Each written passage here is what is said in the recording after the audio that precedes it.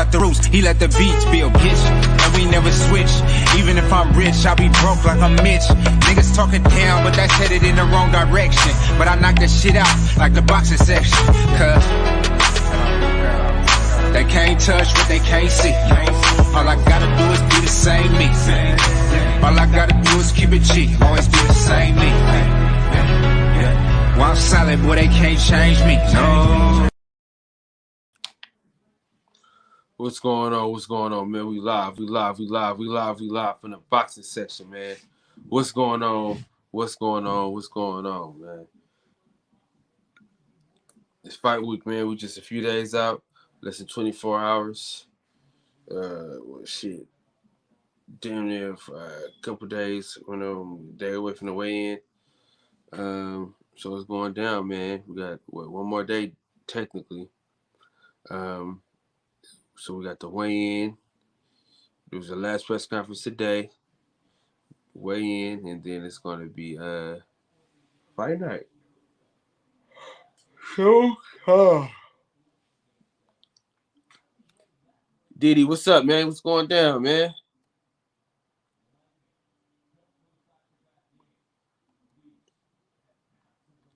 Anything 214, man? What's going on, big dog? Salute to you. Yeah, man, we here, man. So listen, we most definitely gonna have a good night, good show. We're gonna mix in a little MMA, things like that. Merch coming soon, man. I got about like 5 weeks until the merch come, the hoodies and all that stuff. So I'm gonna have a whole new hoodies.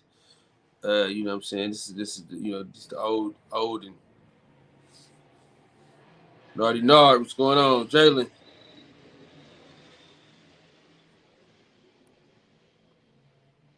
What's going on? Man, I'm excited, man. I am truly excited. Let me put this link in the chat just in case anybody want to hop on. Y'all can.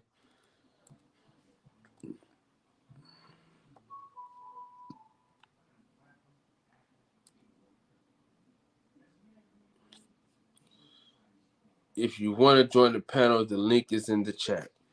All right. Yeah.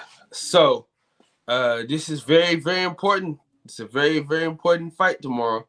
We're gonna need Charlo to handle his business. T Berry, what's going on, big dog? What's happening? This is a big fight for Charlo. Now this is gonna put him in a pound for pound talk list, whatever, however you want to say it. I already got him there. As much as he don't give a fuck about me as a fan, I still got him in the top 10. I think that 154-pound division is very, very solid.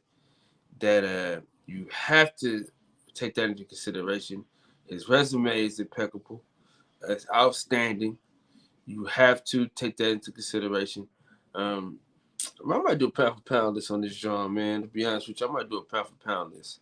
But if you want to join the panel, link is in the chat. If you want to join the panel, link is in the chat. Yeah. So, I don't know who's all on the card, but we know Charlo, Castano, and Castile Clayton, and then Jerron Ennis.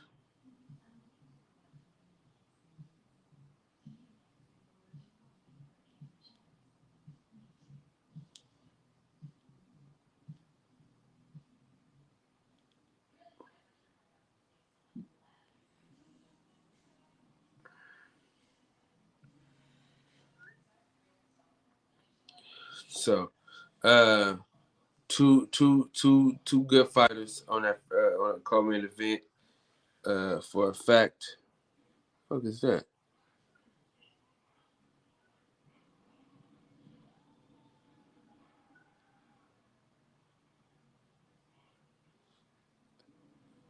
Go like this.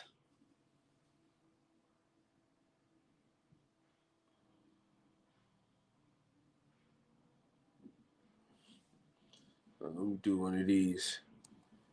You know.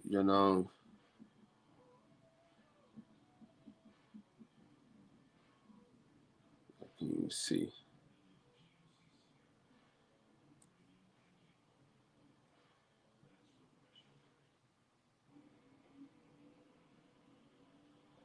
Hold on 1 second, big dog. Let me do this.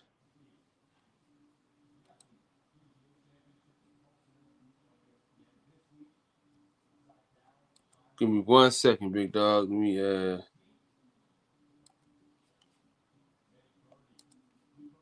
do this real quick.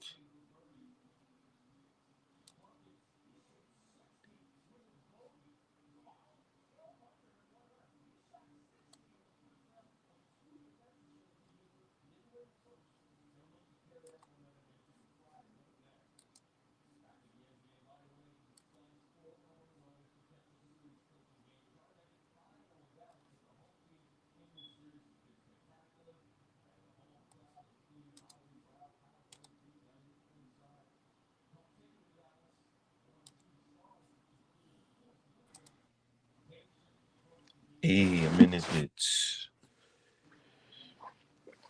What's going on, G? What's going down? What's going on, big dog? Shit, man. Over here fighting the Roni, bruh. Man, that shit trying to make a comeback, man. Man, that nigga said, hold up. Y'all thought I was finished? So what you got Man, on this Castano Charlo fight? You said what? I said, what you got on this Castano Charlo fight? Oh, I gotta rock with Charlo, man. I fuck with the Charlo twins heavy, bruh. I'm biased. I'm big biased when it comes to that.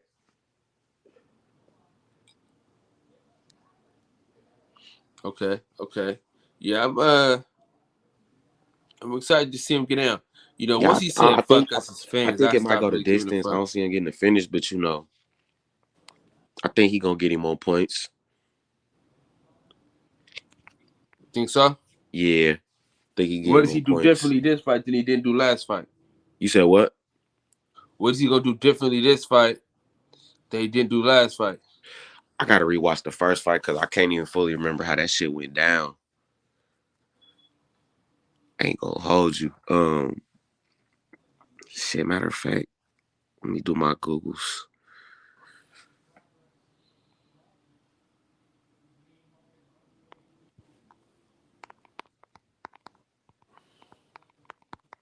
Throw this thing back up.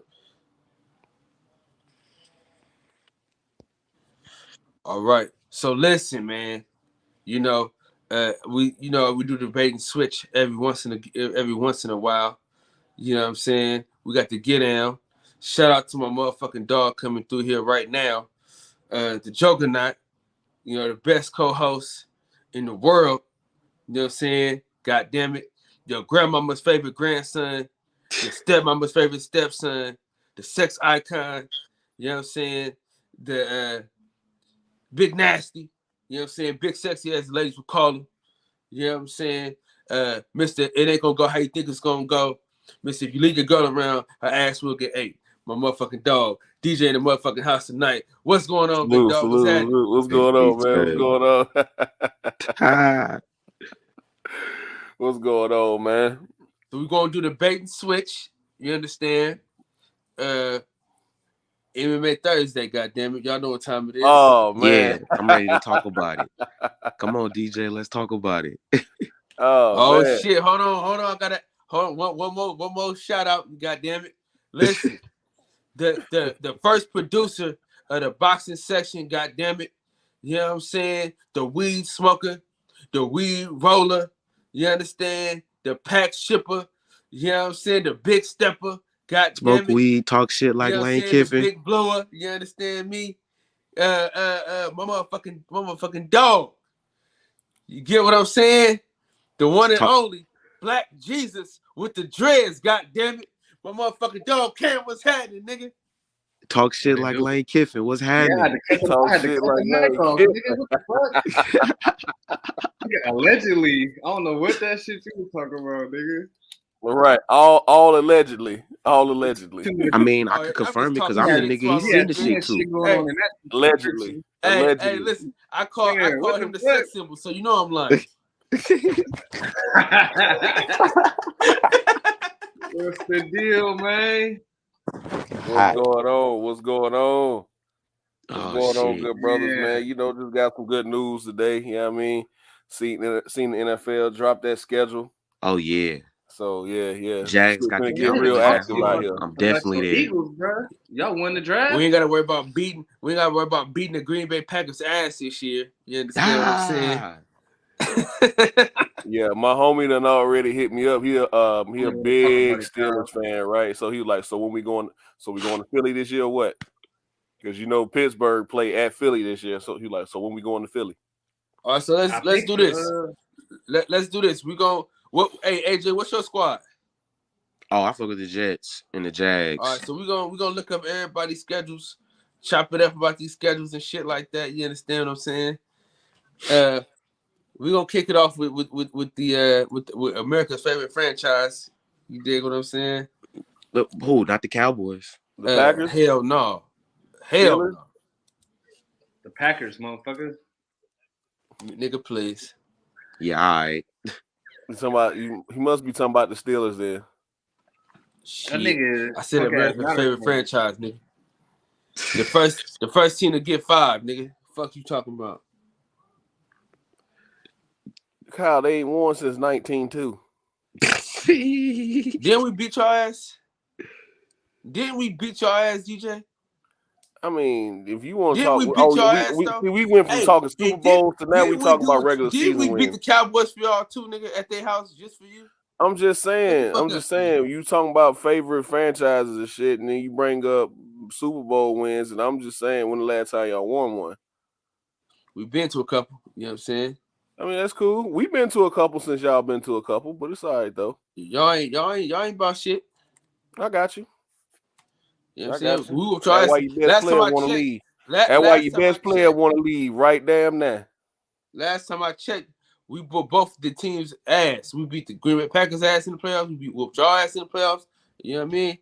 He talking about them Niners. Yeah, absolutely. Yeah, he talking about them. Sorry. Oh my God, Jimmy G lovers. No, I don't love that nigga. They love the most incompetent with the most incompetent GM in the whole league. Doc Rivers finna get fired, son. Oh God, he finna get his ass. No, they can't fire him. They can't fire Doc Rivers. This they fault. They shouldn't have traded for Harden. But it's bullshit he pulled, cause they was doing just fine with Ben Simmons on the bench watching from the sidelines. Yep. As soon as they traded for James Harden, nigga, they shit went down the fucking tubes, bro. And that's why Embiid didn't deserve MVP, because Jokic did it by himself without Jamal Murray. Listen to what I'm saying, though. If James Harden wouldn't have brung his raggedy ass to the Sixers, think about this, dog. You gave up shooting and defense for a motherfucker that's out of shape, overweight, chicken eating, you know what I'm saying, strip club going, loving. Fat motherfucker. Just useless. Ben Simmons is about as useful as an asshole right here. Asshole in the elbow, huh? Right. Oh, what Cam go? It's about 12 niggas in the G League that'll play better than Ben Simmons' ass. Man. Let me add this screen on up. We'll start with the Jets. Ooh, it's gonna be another long year for the Jets, man. Oh, I know. No. Hey, them first 5 games is sick. I need Zach Wilson to show up and show out this year. He finna have a cool second year. Elijah Moore finna have a breakout year. They got the help they needed on defense. Niggas done went and got some help on the O-line. Braxton Berrios gonna come and ball. Listen, I need Zach Wilson to have the best year of his life, so I can get this card graded and sell the shit out of it. So I need this motherfucker to do. I had a number card, a rookie card, numbered, and I need that motherfucker to show up. If he show up and show the fuck out, nigga, that card gonna be worth like $300, bro. Oh God! I need him to do what the fuck he gonna do. Oh God, that's some wishful thinking. Hey, I need you to wish with me, goddamn. You doing a whole lot of hoping and wishing. Hey, Jets might fuck around win the division this year. Shit.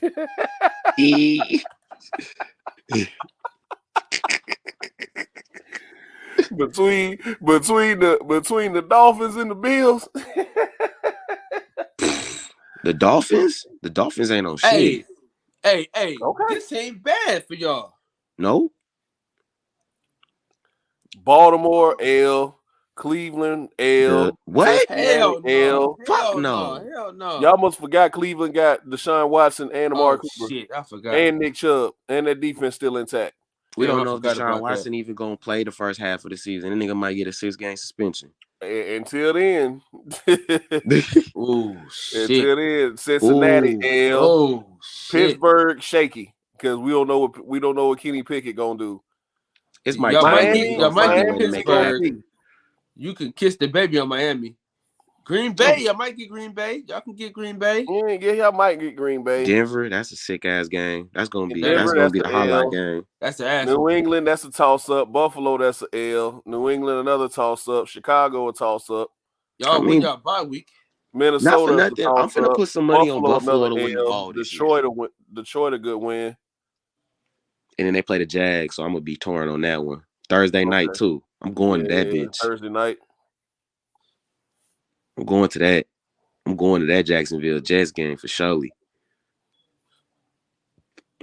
How'd you become a Jets fan? Bruh, Curtis Martin, Wayne Corbett. You feel me? My nigga Vinny Testaverde, you know, that's how it happened. Nigga watch so much football, bro. I can't be loyal to the soil. And you know, I stay in the South. I stay 30 minutes out from Jack, so you know, I gotta fuck with the Jaguars. That's the home team. Plus, they got that raw ass stadium with the motherfucking pool at the top, so you know I'm gonna be in that motherfucker this year going crazy. But he's sick. Don't listen to this nigga football takes no more. Nigga, why you a Packer fan, bro? Your whole existence is heartbreak, nigga. Bro, both of your teams' records put together ain't got no fucking with the Packers the last 20 years, boy. Be cool, bro. What happened when the Pack? How many games the Packers done fucked up in the playoffs, bro? Every time. Thank you. Every time they play the Niners, they get their motherfucking ass beat. Thank you. Niners ain't did nothing with it. Niggas play Seattle. What happened? You still hurting off of that one, bro. Bro, I remember exactly where I was. Bro, my car broke down. I had a Dodge Intrepid. Motherfucker broke down on the side of the road. I was going to pick that bitch up. Watching that shit on my phone during that onside kick. I'm talking hella shit. Like, we finna go to the Super Bowl. We finna get on Brady. Because we had just beat them earlier in the year. Niggas, I said, ooh, they about to lose this game. Sure enough. All right, we're going to the Packers schedule. I can't wait to talk to y'all niggas about that card that just passed this week. Hey, that New Year's Eve game, no Kyle, we to that. I'm gonna have to see what's up, man. You know I'm trying to get that big ass chain. Ooh, okay. So that chain, nigga. Let's start off with back-to-back division games, yo. Okay. Minnesota L, Chicago toss up, Tampa Bay L, New England L. Giants they gonna win. Jets they gonna fucking win. They got a few toss ups though. You don't even believe that. I mean, shit gonna be different without Adams, bro. Like, oh God. Ooh, look at that. Ooh, look at that Thanksgiving game. Ooh, niggas is 6-0 ooh, wait. All right, bro. Yeah. Oh, A-Raj, bring me them cheeks, pause. Oh, Tennessee on a Thursday night. Hey, Cam, we gotta get there. I been want to go to a night game in Tennessee, bro. They should be cracking. Bro, Nashville is nice. Nashville is live. Pull up in Philly, DJ. We to that Packer game. Oh, that's Thanksgiving. That's that's the Sunday after Thanksgiving. Okay. Oh shit! No. I ain't going to that one. I can't go to that one. Yeah, it might be over for that one. Yeah. Let me see. I'm definitely going to Vegas for that Niner and Raider game. I don't know why. Two sorry ass teams. Somebody gonna get punched out. It's New Year's Eve. I'm trying to figure out how a Jets fan doesn't say anybody's team is sorry. That's just beyond me. It be like that, bro. Oh, Philly got action, boss. Philly got action. They finna lose Jacksonville dub this year. Fuck Philly, man. fuck Philly with this easy Dub. They for sure for season 5. These niggas might go. Oh man, 17-0, come on, goddamn. cuz. Like, I don't see an L coming in at least until fucking Green Bay. Then we got Tennessee. Hey, don't sleep on the Colts, man. Man, they got Matt Ryan, bro. I ain't worried about shit. Fuck that. They got Jonathan Taylor, nigga. That's cool, Yeah, but how but you gonna run on us? How you gonna run on us? They got Jordan line. Davis. Quentin Nelson's still there. Don't they got some boys? Who you gonna block? Who you gonna block? Fletcher Cox or Jordan Davis? Forgot Or they got Jordan Davis. or Hargrave. What receivers are the Colts got? Hey, you know that's funny. Hey, Cam, you know that's actually that nigga Poe cousin. Cool. Javon Hargrave. Man, don't get me talking about this on here. Now we got now my boys got my guy action, Deuce boss. Times. He said, how you gonna bring up the Jets and not talk about Lavernius Coles or Kevin Mawai? Because I brought up Curtis Martin, Wayne Corbett, Vinny Testaverde in there, bro. What you mean? Lavernius Coles. I'm a fake. Nah, you funny. I'm taking my ass to Charlotte, North Carolina. Hey, nah, son. Look at that October 16th game. Huh? What you want to do with it? At Atlanta. What you want to do with it? That's a Niner game? Yeah. Ooh. What you want to do with it? I might fuck with it. What you want to do with it?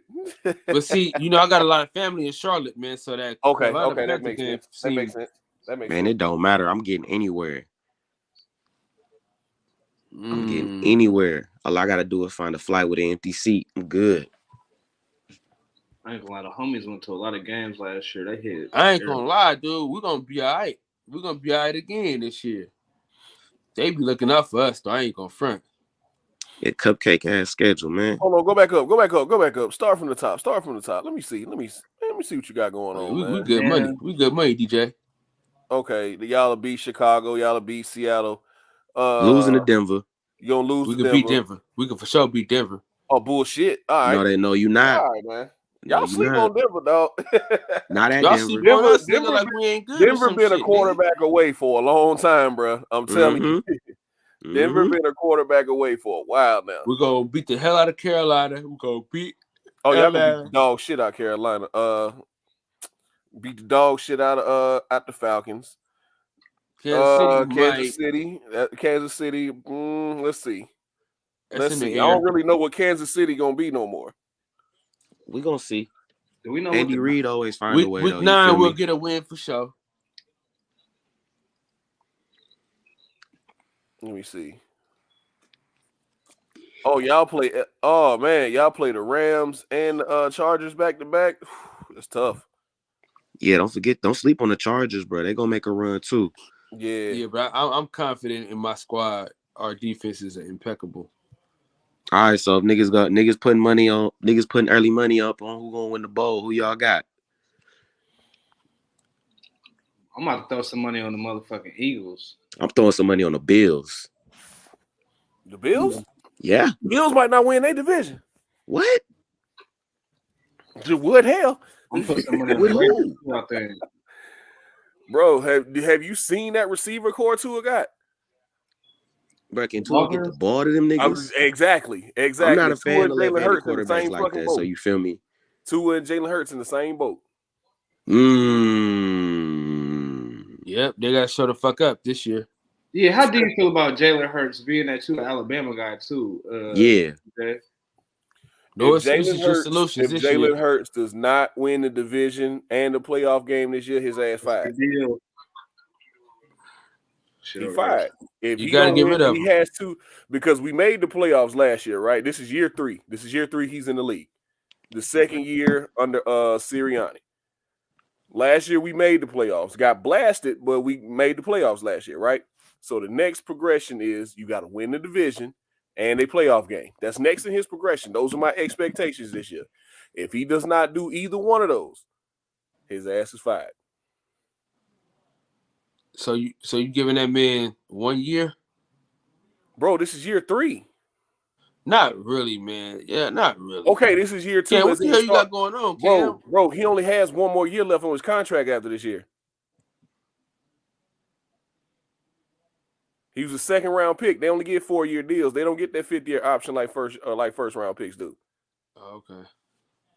So this is year 3. You know what I mean? I think he's gonna be in the lab though, and this is gonna be a shocker to y'all. I don't question his heart, his leadership, his work ethic. I don't question none of that. But when the metal meets the meat, is he gonna underthrow or miss some throws, bro? That's been his problem. He missed throws, and it don't necessarily have to be underthrowing them or overthrowing them. Motherfuckers be butt naked. Bro, if you could really go back and watch, see, I be looking up this tape, bro. If you could really see like the all 22 copy from when it's behind the defense or behind the offense, if you could see how many times Devontae Smith was butt naked, wide open. I'm talking about routed these niggas up, dog. And he was wide open and couldn't get the ball. He'd be serving niggas up too. Bro, yeah, Devontae Smith got them routes, boy. Sticks was routing niggas up all year last year. People talk to me crazy when I try to tell him he better than Jamar Chase. He's always been better than Jamar Chase. I agree. That's a tall task, nigga. Bro, that's a tall task. Every time they was on the field together, he outplayed Jamar Chase.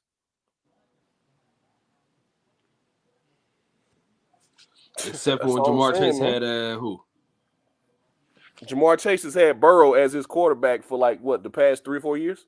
1 year. No. Even in college. Back to college. No, I'm saying, but in college for what, 1 year, right? Nah, like 2 or 3. 2. People forget Burrow was at LSU 2 years, bro. Mm-hmm. He had that one great year at LSU. The people forget he was at LSU in 2018. Yep. And was dog shit. Yeah, they was super dog shit. So Jamar Chase has had the same quarterback for like the past 3 or 4 years, dog. Hey y'all, hot take of the year. Brandon Ayuk is going to emerge as one of the best receivers in the NFL.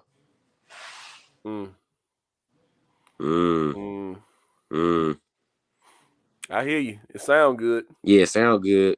Well, you know what? I see where you're going with that, because they're gonna try to make it a point not to give Deebo Samuel the ball. No, we ain't doing that. We know we're giving it the ball. What I'm saying is this though. Burrow started 2 years, Nardi Cash. He started 2 years at LSU. He started in 2018 and 2019.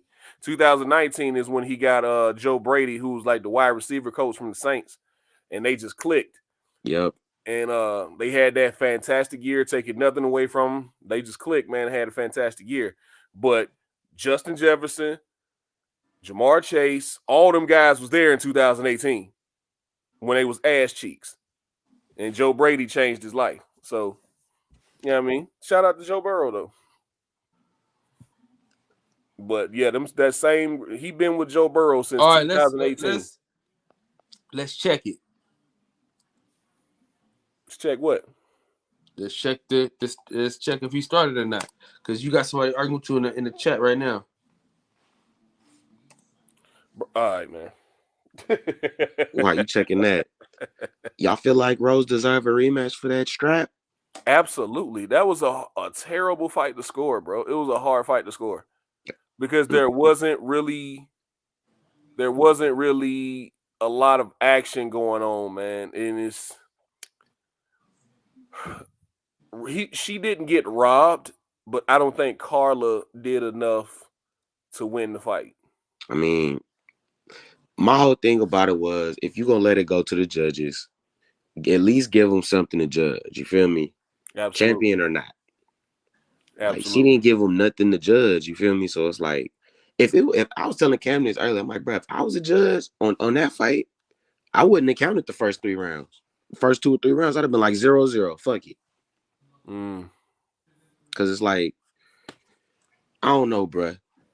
I don't think she deserved a rematch just off the fact it's okay. They done fought twice. She lost both fights. Like, who really want to see that rematch? Who's dying to see them two fight again? I see your point. Like and the then you and it's got not like maybe Marina if it was Rodriguez. You got girls like Mackenzie Dern and exactly Marina Rodriguez, and Amanda then you got Hebas. Joanna and Wei Lee about to rematch each other. So exactly. yeah, I mean, I understand keep the division moving, but yeah, Rose gonna have to go on like a 3-4-5 fight win streak just to even get another shot at the shot. I'm sorry. Does that say he played 13 games? Yes, it do. In 2018. Don't argue with me when it comes to SEC football. I watch that shit every week. Don't argue with me about SEC football. Does it say he played 13 games in 2018? He was dog shit. And then he got Joe Brady. He sat on the bench 3 years at Ohio State because he couldn't get off the bench because he was behind Martell. JT. He was behind JT Barrett and he was behind Dwayne Haskins. Yep. Rest in peace. He was third behind them. He wasn't studying no goddamn Tate Martell. Man. He was behind JT Barrett and Dwayne Haskins. And when he lost the quarterback competition to Dwayne Haskins going into that 2017 season, after that, he transferred. What was the argument? You saying he not like that? No. I'm saying he played in. People forget he played in 2018. Yeah, and I was saying how him and Jamar Chase have had the same. They've been Jamar Chase has had the same quarterback for the last 4 years. Right. See, SF City Slicker, Tate Martell. That's what happened when social media created a quarterback. Yep. Tate Martell could never throw. He was always a good running back. And then he went to a high school in Bishop Gorman that had a bunch of talent around him. Yep. So he wasn't getting touched until he was 5-6 yards down the field. He was scrambling when he had wide receivers wide open. That's that social media shit. You got to really break down and watch film with these guys, man. But yeah. But anywho, back to MMA, man. But like I was saying, you got girls like Marina Rodriguez and Mackenzie Dern and who else is emerging, man? I'm waiting on my girl Tatiana Suarez to come back and fuck all. Joanne Calderwood. Well, Joanne, she just lost again, man. So she did. Yeah, she just got tapped out by somebody. Damn, she just got tapped out by somebody. Yes, he did. SS City Slicker. He did play with Snoop's son. Snoop's son. He said, I thought he was gonna be good. He said, "Fuck football." That nigga said, "Fuck this shit." My dad already he got to UCLA and said, "Fuck that. I just want to go to school. I don't even want to play for real." Yep, Joe Rogan called it. He said it. He said all she needs to do is get 2 takedowns and she gonna win that fight. What about what? With Rose and Carla. Oh, I can't wait till they put the card free on ESPN Plus. I ain't watch it. I missed that. I'm trying to figure out, man, how she did such a bad job the other night. Oh, I was running out of battery on my phone, so I turned that shit off. I said, man. Yeah, it's just. Charles Oliveira, though. Is he really like that, huh? Pack 2 lunches when you come to fight Oliveira, son. Oliveira, man, his hands have finally caught up with his grappling dog. Oliveira's a monster now. We've created a fucking monster. I think he juiced up, though. Nah, man. USADA don't play that shit. Getting away with that shit. USADA don't play that shit. And it ain't like boxing where, hey, we caught you, but we'll let you slide right here. Nah. We caught your ass. Go sit down for 6 months to a year. He ain't juiced up because he couldn't even make the weight. Huh? I said he can't be juiced up. He couldn't make the weight. Okay, see the situation with that, right? He didn't got hold. Hold that real quick before you go. I gotta give a special shout out to the next guy coming on here. He's the absolute best at his job, and his job is to protect the ladies of the panel from Troy. Shout out to the protector, the guardian, the commander-in-chief of the boxing section of security of arms. And don't they say the security of arms? God damn it! The author, the pissing people off, the ruler of getting under niggas' skin. What you called him yesterday, DJ? What'd you say? Architect of aggravation. The architect of aggravation. The architect of aggravation. You know what I'm saying? The ultimate pisser people offer. You know what I'm saying? They don't call him Mex. They call him Rex because he's a fucking American. God America. damn it. The MMA guy. You understand what I'm saying? My motherfucking dog. You know what I'm saying? A world-class father. A piece of dog shit. A shit brain. An asshole. But he's our asshole. God damn it. Shout out to my motherfucking dog. Mex in the motherfucking house. What's going on, dog? What's up with it? Real American. Motherfucker. Real American. Standing salute. Hey, I'm gonna be honest. It's really time for me to get the fuck out of here because I'm the only nigga on here that don't know shit about MMA. Down, man. What? You heard me. I hear you. You heard me. He said, shut that soft shit up, boy. That's what he said. Yeah. Talking about going to sleep. This. We finna shut the show down when you get off, nigga. That's what we doing. 38 minutes. Hey, 38 minutes live, son. We shut it down. Listen, we got four niggas on here that talk about MMA their whole fucking lives. Ain't no fucking way they're gonna hop off at this time of the night, at this juncture of the conversation. I'm on a 30-game win streak on Madden right now. So hey, you got PS5? 4. Okay. Everybody got a rich nigga like you, Cam. I'm on 30. I think I'm on a 30-game win streak right now on a squad. You can play the homie. Oh, you playing squads Ultimate Team? Yeah. Oh, okay. You gotta play with the homie. You be playing with randoms? Ooh. No, I got a little. It was just me and one of my homies. We just played duos. Okay. We didn't play threes in a minute, but we used to play duos. All the homies fell off already. Told their shit. Threes be sick with it. I ain't gonna lie. Yeah, the dude I play with, that dude's like a fucking scientist when it comes to Madden. He knows all beaters, all routes, all that shit, man. Yeah, sound like I got a question for y'all. Bro, we legit might start 6-0. I'm looking at the schedule again. Are y'all praying that Usman gets to finish Conor McGregor? Fuck, I don't want to see that. I don't want to see that shit. That's gonna be a smash. He smashed him.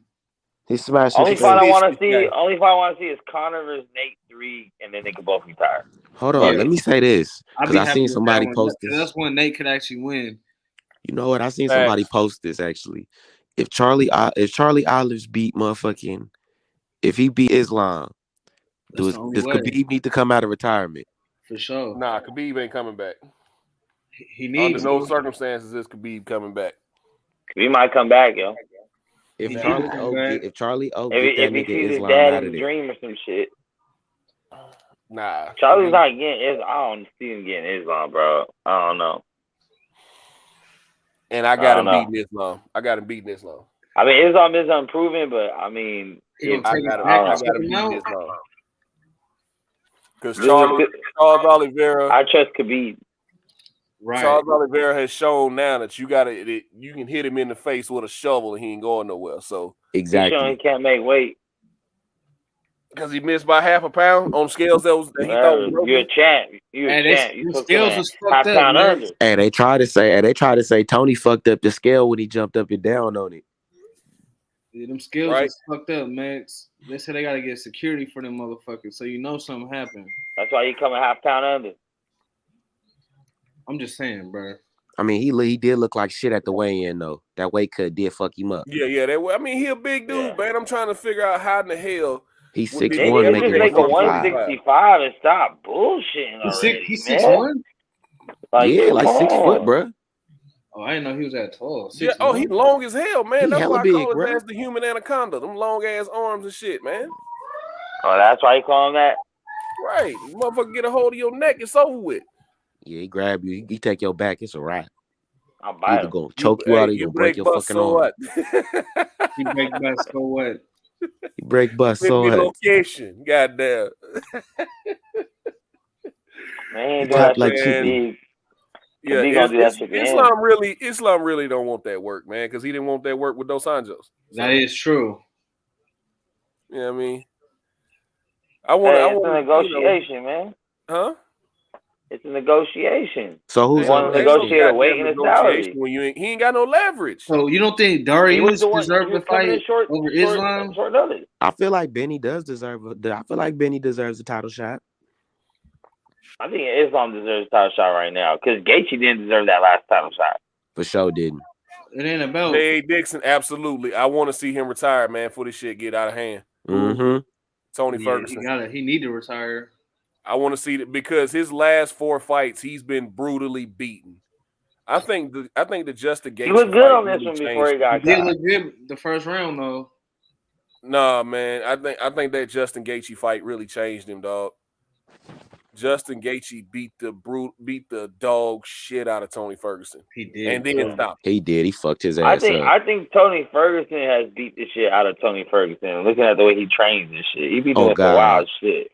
I think he be coming in the fight concussed already.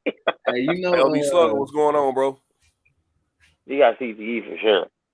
The best part about that Tony Ferguson Gaethje fight is that it's in the that was in the Apex, wasn't it? Mm-hmm. You heard all them leg kicks, nigga. God. Mm-hmm. I never heard nothing like that. I think that would have been the first fight without nobody in the crowd and shit. I was like, I really wish Gaethje would stick to his leg kicks more. He'd get further in fight. Exactly. Then he just, as soon as he gets clipped, that's how he used to fight, bro. If you go back and watch his fights in the World Series of Fighting and his first few fights in the UFC, that's how he used to fight. He would chop folks down with leg kicks. As soon as they start trying to, he just finished people, dog. He break people down with leg kicks and then come up with hooks to the body and uppercuts to the head, man. Justin Gaethje used to create, like he said, car crashes. And he would stand right in front of people and just brawl with them. Kevin Lee, J.A. Dixon, he's in Eagle FC, Khabib's promotion.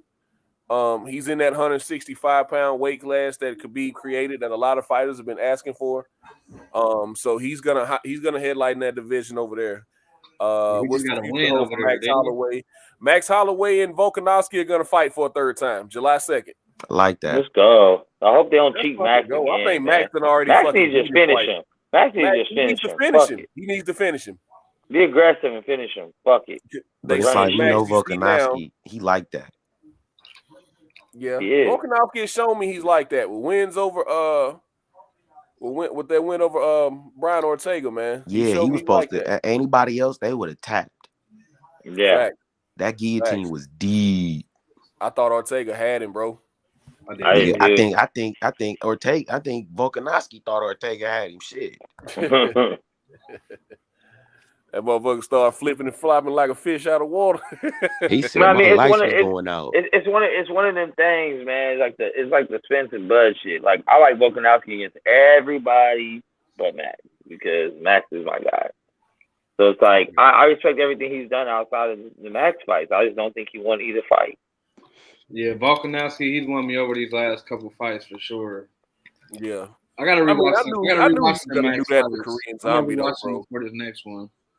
He beat the shit out of Korean Zombie. That was like a merciful that shit kill, was man. crucial. But see, that's what you're supposed to do when you're a champion, though. That's what Rose was supposed to do to Carla. Fuck Rose. Yeah, especially since that was 2014, 15. That was years ago when she fought Carla. I'm saying the second time she fought Carla just now, she was supposed to go out there and touch. Right, she was supposed to beat her face off. Yeah, I just think that's one of them matchups that's just like I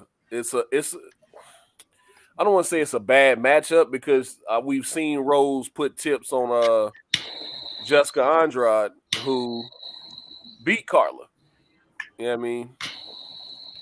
So it's all about matchups, man. And then Jessica Andrade's already back in the division. So with Rose losing, we got so many matchups, man. It's time to move the division forward. I think Rose can circle back around and get her another title shot, but she need to get her a new fucking corner. Nah, man, she's good with the corner she's got. Trevor Whitman is a fucking genius, bro. I mean, yeah, keeping Trevor Whitman, but you got to get rid of other buddy. Pat Barry? Yeah, she got to get rid of Pat Barry. She can't. I mean, shit, bro. She got like you can't have your nigga. That's as her your dude, fucking though. king, She man. can't. Go She's not gonna fire her dude. Go watch him and her on fucking Ariel Hawani today. It was fucking disgusting to watch. Oh God. Word. Yes. Disgusting. I hadn't seen Terrible. it. I hadn't seen it. Go Why, what watch happened? it. They were making out and shit, or what? Nah, just like he was making excuses about the fucking fight and just sounding hella stupid. Like she sounded hella Yeah, dumb she in her really post-fight thought like interview. it. so let fucking Trevor Whitman coach her, bro, and just be the support. Exactly. You over here talking about I know exactly what she's thinking at every moment and everything. I'm with her 24/7. Like, bitch, please shut up. He's like, oh, she stuck to the game plan every time because what he said? He said she got kneed in the face during we're having a Skype meeting for her grandma's birthday, and it's 10 minutes left of practice, and she gets away from the game plan for 2 seconds and takes a knee to the face and has a black eye. Like, what? What? That makes no sense. Like, come on, bro. Yeah, I hadn't. Like I said, I hadn't seen it. So just like in her post-fight interview, when she was like, Chandler, "What am I supposed to do? Stand there and brawl with her and mess up my pretty face?" It's like that statement right there. That lets me know she didn't even want to fight. I kind of like Michael Chandler now. Man, I've always liked Michael Chandler, bro. He was one of the guys I wanted to see in the UFC. Like, I still want to see Pitbull in the UFC. But Michael Chandler, Dustin Poirier, sign me the fuck up. Who wins that? I think Dustin is there to get hit, but he's a little. Sometimes he could be, you know what I'm saying? Sometimes his boxing is nice, but then you see him getting tagged all at the same time. Yeah, like Dustin got kind of be a little inconsistent, hands, bro. Motherfucker got dogs in his hands, dog. Yeah, them bitches work too, DJ. Yes, sir. Surely. But Michael Chandler hands work too now. Yeah, he's just a fucking beast. I watch that Gaethje and him fight all the time. It's just that day, just how it was set the card off, the main card. Michael Chandler is a dog. That's the thing, though. He a real dog. Yeah, he's one of them guys, man. He just, he gonna bring it every fight. He gonna bring it every time. He's just an animal, man. He's a legit madman. So, all right, so you're gonna have to take him out to beat him because he's another one of them guys you better bring 2 lunches to fight. So what fights y'all want to see in that division? Chandler Poirier. Give me Nate and Conor. Nate and Conor 3. That has to happen though. Nate Conor 3 has to happen. That's the fight. Because I still think Nate beat him twice. But he definitely beat him that second fight. Vinny and Charlie O. Yeah, of course. Well, give me Makhachev and Oliveira. Okay. Give me Makhachev and Oliveira. How does he skip Dariush though? That's what I don't get. Because he's hurt, huh? Yeah. I think they're gonna. I still think they're gonna make that match. Since Makhachev didn't take the fight with RDA on short notice. I think they're gonna remake that Dariush and Makhachev fight. And Oliveira's already said he needs to fight Dariush before he gets the title shot. Yeah. So who the fuck is Oliveira to decide that? That fool the fucking champion. He just took on Justin Gaethje. That fool just only won one the fight. Fucking champion. The now, champion. Listen to this, Max. So I was watching. Nah, this ain't boxing. Dana Wright will decide who you fight. The motherfuckers don't decide who they fight. Nah, but I ain't gonna lie. I have no idea what's going on right now. Max. Man, we thought you was asleep. Well, I'm about to go. I had to do my daughter some fries. Y'all can hear me? Yeah, we hear you. Oh, bro. So I'm listening to Shell today, right? And this fucker says, so because Oliveira missed the weight like how he did, he has to be in the next fight for the belt. Like nobody else can be in it. You know what I'm saying? Yeah, Dana told him after the fight, he was like, yeah, I know you missed weight, but you the number 1 contender. Absolutely. Even if he would have lost that motherfucker, though, he would have been obligated to be in it. So once again, who the fuck is Oliveira to decide who he's going to fight? He's not even the fucking champ. Man, I can't wait for Makhachev to get washed so we can get him out of here, man. Oh man, because he beat up Bobby. You were waiting for notice. You were waiting for Chimaev to get washed too, and that didn't happen. Huh? I said you're waiting for Chimaev to get washed too, and that didn't happen. Hey, first of all, Gilbert Hands fucking worked, and he showed me a lot. He showed me a lot of his shit in that fight, though. So, yeah, he did. He proved himself. But we already knew Gilbert was like that, though. Yeah, Makachev showed his toughness, but you put him in there with Kobe, he gonna fucking die. Kobe at 170. Kobe, and you put him in there with Kamaru, he's gonna die. But it's coming because they probably gonna serve him. They probably gonna serve him somebody like fucking Wonder Boy. He's gonna pull us through Wonder Boy, then he's gonna get his title shot, and then Kamaru's gonna change his fucking life.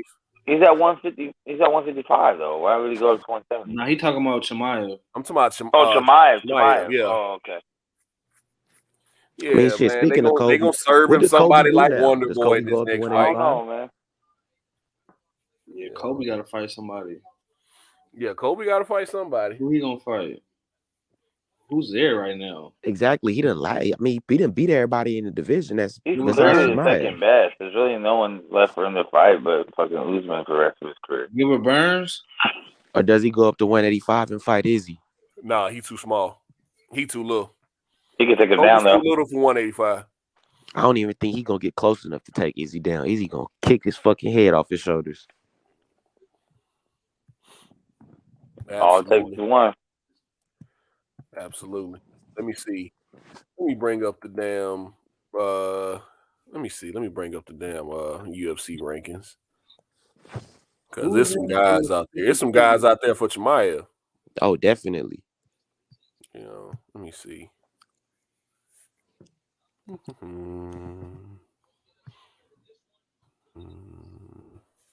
Masvidal's a good seller for Chimaev. Right, of course he is. I heard about the gatekeeper trying to go up to 150. What's it? 155. Everybody want to beat up on Masvidal now. Yep, that's all it is. Let's see. Rocky's about to get the next title shot, so he's ranked number 2. You got Kobe at number 1 still. Chimaev at number 3. Bilal Muhammad at number 5. Luke at number 6. That's your boy, DJ. Huh? That's it, Luke. That's your boy. Yeah, man. I was mad when he lost to Bilal Muhammad that last fight. How you let Bilal Muhammad out wrestle you? God damn, Luke. Bilal Muhammad is he's like the San Antonio, just like Rocky, the San Antonio Spurs of the division. Nah, fuck no. No special effects. No, nothing special. He just go out there and get it done. He didn't even fucking do no damage on Luke though. Right. Like, hey, man. Wonder Boy still holding strong at 7. Masvidal at 8. Sean Brady, the motherfucker of motherfuckers in the division. What's his name? Don't want no part of that. He just choked out Chiesa in his last fight. Yeah, I remember. Neil Magny at 10, Chiesa at 11. Jeff Neal and Luke just signed on to fight each other in August. So that's a good fight. I like that. Yeah. Li Jing Liang, Ponzinibbio. Who's Ponzinibbio fighting? Ponzinibbio just signed to fight somebody. Fuck, who did he just sign to fight? Damn, man. Ponzinibbio's a fucking killer too. Nobody really talk about. Yeah, man, I wish he hadn't been the same since he broke his hands. Yeah, that's all it was. Before he broke his hand, though, he was looking like that boy. Absolutely. Ponzinibbio's about to fight Alex Pereira. Yeah, that's who it is. Yep. That's gonna be a good fight. That's gonna be a good fight. That's on July 2nd, right? Nah, that's May 21st. That's next week. Ooh. That's next week, yeah. You got Rakic and Jan Blachowicz fighting Saturday. That's gonna be a good scrap. Caitlin Chukagian fighting too. Can't wait to see her get back in action. And Amanda Hibas. Yep, that's gonna be a good fight. That's a good scrap. Let me see. Let me bring that card up. Yeah, that card looking pretty decent. It's actually looking pretty good, man. Damn, I just hate my guy Boogeyman Boots is fighting this week. I probably won't be able to watch that card. Ryan Spann and the Hulk, Kutia Labor. Yup. Yeah, that's gonna be a good scrap. Viviana Rajo and Andrea Lee. That's gonna be a good. Michael Johnson versus Alan Patrick too. I like that one. Alan Patrick is still fighting. I hadn't even Mm-hmm. Bro, they still ain't cut Michael Johnson. Nope. Bro. When the last time he fought? Bro, when the last time he won? Yeah. Fuck the last time he fought, man. He ain't got been to be on like a 5-6 fight win streak. He getting that cowboy love. That could be another motherfucker. Man, Cowboy, he just needs to not fight no more. Yeah, they rebooked that fight for with him and Joe Lozon. Yeah, him and Joe. I thought Joe. I don't know where they pulled Joe Lozon from, but man, they're trying to give Cowboy. They're trying to give him somebody he can beat. Oh yeah, MVP does fight tomorrow. They've been promoting the hell out of that shit. MVP fights tomorrow at noon. Damn, I'll be on my daughter's field trip because he's fighting in England. Damn. Let me see. Blachowicz and Rakic. That's going to be a good fight, even though Anthony Smith just called out Rakic. I think he called him out because he knew he already had a fight. Mm-hmm. Ryan Spann. I mean, I feel like they do need to win it back. What's going to Davey happen? Grant and Luis Smoker. Nah, that'll be a good little fight. Caitlin Chukagian and Hebos. I got Hebos in that fight. I remember when Hebos whooped the shit out Mackenzie Dern. You think Francis coming back to fight again or what? Absolutely. So he wants his coin. So he just playing. That's pretty much what it boils down. He better stay away from Tyson Fury. That's all I know. Nah, man, I'm tired of MMA fighters going over there to fight boxers, dog. Yeah, but they're supposed to be fighting with MMA gloves, though. Boxing with MMA gloves. Bruh, don't matter. Tyson Fury gonna do him bad. Tyson Fury gonna do him bad, bruh. Fact. Only way if he could kick. If Francis could kick, he might be talking more. Right, or if he could elbow or knee, anything besides just throw hands. It's just hands. Tyson Fury gonna fuck his whole life up. Tyson Fury ain't gonna get hit unless he fucking want to. Yep, that's literally in a boxing match. Come on, dog. I'm tired of MMA fighters going to box. Stop. That's doing why that Usman shit, need to leave Canelo alone, man. Because Kamaru said exactly what he needed to say. He's like, you put us in a room and lock the door. Who's coming out alive? But in a boxing match, he'd beat me. He'd probably beat me. But I want to challenge him. I want to challenge. I want to challenge myself, man. Like I feel you. You feeling yourself right now. Don't go over there boxing Canelo, man. Canelo gonna have you pissing blood at the end of the night. Yeah, that's all they can say. Payday, payday. But we all know who the real fighters are. Payday. You want payday, motherfucker? Yeah. I love. You're never gonna get the hype. Never be cussing, bro. That should be hella funny. Bro, I think he corny. It was like, oh, you've been watching too many American movies. Nah, hell nah. I fuck with that. I respect Get the fuck out of here. Get the fuck out of here. You're trying at least. You feel me? Like it'd be nice if some of these UFC guys could try some English. Cause I know y'all niggas know some English, bro. Oh, bro, you know how long I've been waiting on Jose Aldo to slip in some English? Yeah, like I know you motherfuckers know some English. I'll be up there having a translator, probably knowing everything motherfuckers talking about. Mm-hmm. Nah, DC said that the other day. He said Shogun Hu was talking to him in English. Who? He said he ran into Shogun on the elevator. He was speaking perfect English, but that nigga still be having a translator. Shogun can speak English. I've heard Shogun speak English. I've heard him do interviews in English. Yeah. He just don't. Like, I didn't know Anderson Silva couldn't speak English. I didn't know he could speak English for a long time. Oh, for sure, yeah. They just don't like to. Yeah, they be cutting off with that shit. Like, bro. I don't think Charles Oliveira can speak English, though. Oh, no, he can't. You can tell by the way he speaks Portuguese. That shit too natural. Yeah. Even, because he had, I forget who he had the chancellor to come talk to, or the coach. It might have been Dustin Poirier after he choked his ass out. Nigga. Yeah, Yeah, he had him translate the whole time. See, Jose Aldo don't be having a translator. He know exactly what these dudes be saying, but he just respond in Portuguese. I fuck with Charlie O. I want him to keep winning. Yeah, because I mean, it shows you, man, that even with 8 losses, dog, losses mean nothing in MMA. Yeah, Like they say, you only as good as your last fight. You only funky as your last cut. Yep. You can lose 3 in a row, but if you go on like a fucking 9-fight win streak, you right back in the game. Depending on the depth of your division, you go on a long win streak, you still in the game, man. who's Sean O'Malley about to fight? Oh, Pedro Munoz. That's gonna be a good fight. Mm-hmm.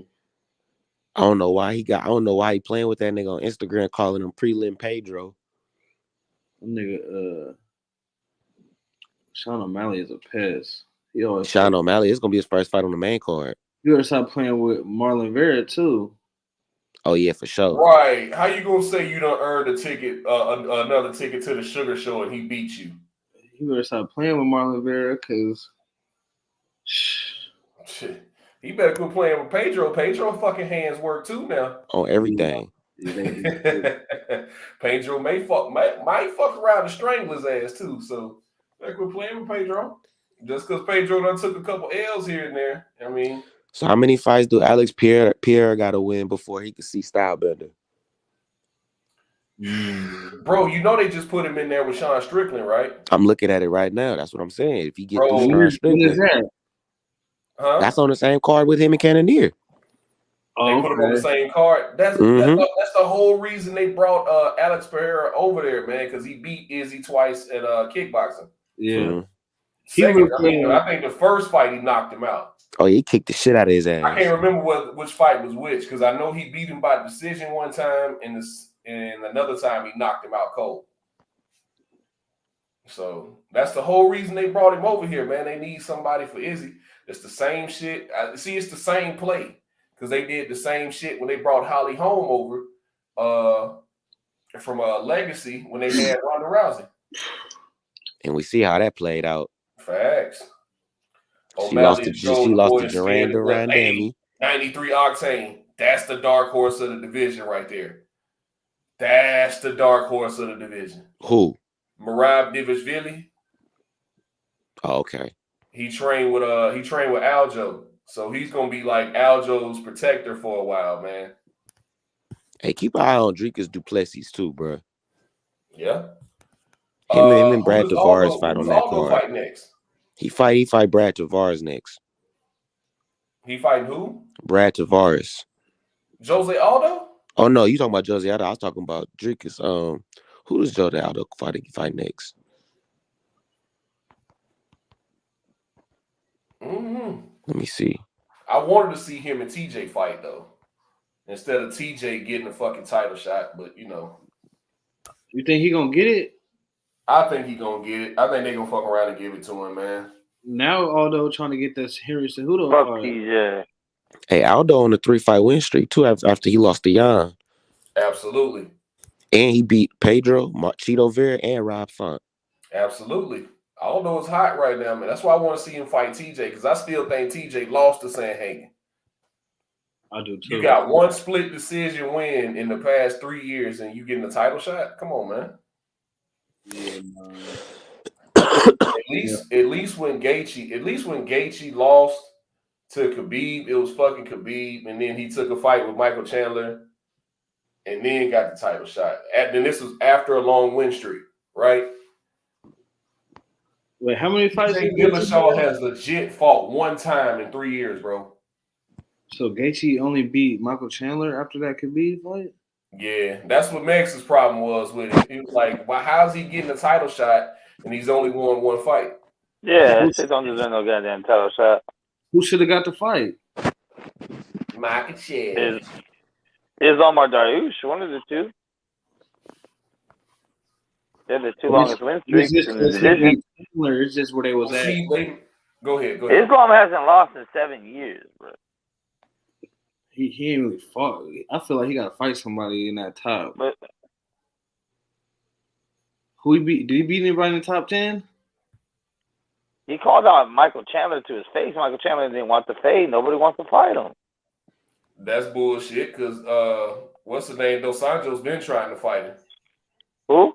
Dos Anjos been trying to fight him. RDA don't give a fuck. He fight anybody at this point. Facts. Yeah, he wanted to fight him on short notice. If they want to sign it. No, bro, no. They. But that's going backwards, though. They've signed that fight twice. They've been in negotiations trying to make that fight a couple times. Like RDA got injured once, and the other time, what's his name pulled out? Makhachev pulled out. So it was on like some Ferguson and Khabib type shit for a long time. But Makhachev had the perfect opportunity back in, February or March to take that fight. You didn't take any damage. You still in shape. You just made Bobby, well, you didn't make Bobby Green, but you just fought Bobby Green off a short notice at like 165 or whatever. He didn't make you cut weight. RDA said, fight me at 165 or 170. Cool. Come on, man. Let's make this fight happen. And he said, nah, I'm good. I'm looking at this card. I want to see Chris Weidman get knocked out again. Jay Dixon, you a savage, bro.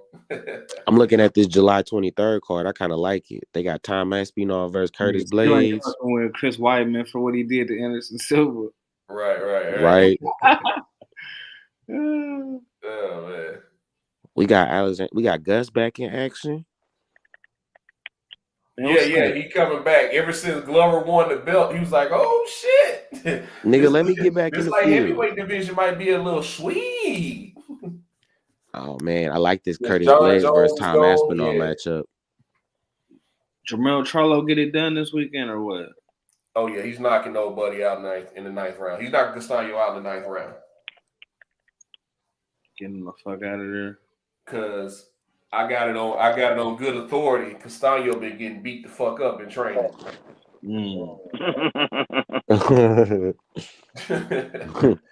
He said he got fat and happy because everybody was telling him he won that fight against Charlo, which he didn't.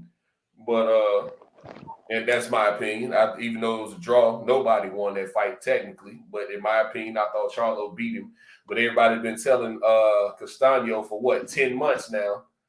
We're like 9-10 months that, hey, you beat him, you won that fight. So he come back and Virgil Ortiz and who else was in training camp with him? Somebody else was in training camp with him. I heard he got dropped a few times and he's just been getting beat the fuck up, man. So I definitely got Charlo. Let me see. Let me go back and look at the rest of the schedule. Because we low-key got a lot of good fights coming up. Did anybody else watch that Chet Congo and Ryan Bader fight last week? Nah, I missed it. Man, you ain't missed shit. Nah. He ain't missed shit. Oh, so we gonna skip over Holly Holm and Ketlin Vieira fight next week? Oh shit. Forgot. Yeah, that's Ponzinibbio. You got Chidi and Njokuani coming back. Yeah. Oh, my boy Eric Anders. Yes, sir. He's fighting next week. Pauliana Viana. Okay. She's fighting next week. Let me see. What's his name? Chase Hooper's fighting next week, too. The one who looks like Ben Askren. Yeah. Man, I hope he got his hands up because, boy, oh, boy, he be getting punched on. Oh, my God. Ooh. I'm not here, young boy, but damn. Oh, man. Like, how you start fighting, bruh? Huh? Like, nah, if I was talking to him, like, how you start fighting, bro? Like, nigga, put your hands up. Right. Volkov and Rosenstruik and fighting. Let me see. When did they still gotta put that card together. Yeah, I'm looking at it too. Yeah, they still gotta put it together. Damn. When that fight's supposed to be June 4th? Oh, that's the same day as what's the name, man?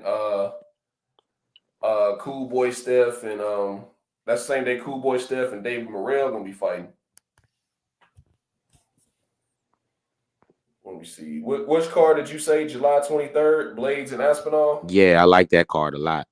Let me see. You got Jack Hermanson, Darren Till, Nikita Krylov, and Gus Paul Craig and Vulcan. Ozdemir. Vulcan Ozdemir. Molly McCann. Meatball Molly McCann is back. Where is that fight? That's gonna, this that's in card London gonna be again. in London, bro. Shit, Patty Pimblett gonna be on that card. Yeah, this card is UFC London right here. Oh, absolutely, bro. They just came from London, and that shit did so well. They going right back. Yep. That's crazy. Hey man, something about Sweet Caroline, bro. That shit get them niggas turned, bro. Man, it's something about them English fight fans. Sweet Caroline. Yeah, bro. Yeah, then when Darren Till get choked out again. Man, I fuck with Darren Till too, man. Man, Woodley changed his life, bro. I think he get a dub next time, honestly. Man, he fuck with Chimaev, man. He might got better. Chimaev hype. I think he might get him a dub. Joaquin Buckley need to sit his ass down somewhere. He don't need to be talking shit to the niggas up in the division. Bro, didn't you get iced by Yeah, didn't he just get knocked out? Not just get knocked out. He got knocked out cold by Kevin Holland. Kevin Holland about to fight what's his name, man? Shit, it's gonna be a good fight. So I can't remember. I'm trying to remember who he's supposed to fight. Kevin Holland beat the shit out of his ass. Beat the shit out of who? Joaquin Buckley. Oh yeah. I think that might have been his first fight, huh? No, that was when he was on his little hot streak. That was during like one of them when he was fighting like 5 times. When he fought 5 times in that 1 year. Yeah, he fought 5. He fought 4 times in 2020. No, it was like 4 or 5. I think it was 5. 4. I'm looking at it right now. It was 4. Yeah. T-Bear, that damn Czech Congo. I keep wanting to say Francis because they're French, but that damn Francis and Ryan Bader fight was fucking awful. Czech Congo didn't do nothing to try to keep Ryan Bader off his legs. All Ryan Bader did was just hold him up against the cage for 5 rounds. Take him down. Czech Congo would get right back up. And Ryan Bader just held on to him. Wasn't a whole bunch of striking going on. Just a lot of grappling. The crowd was booing and shit. But, what can you do?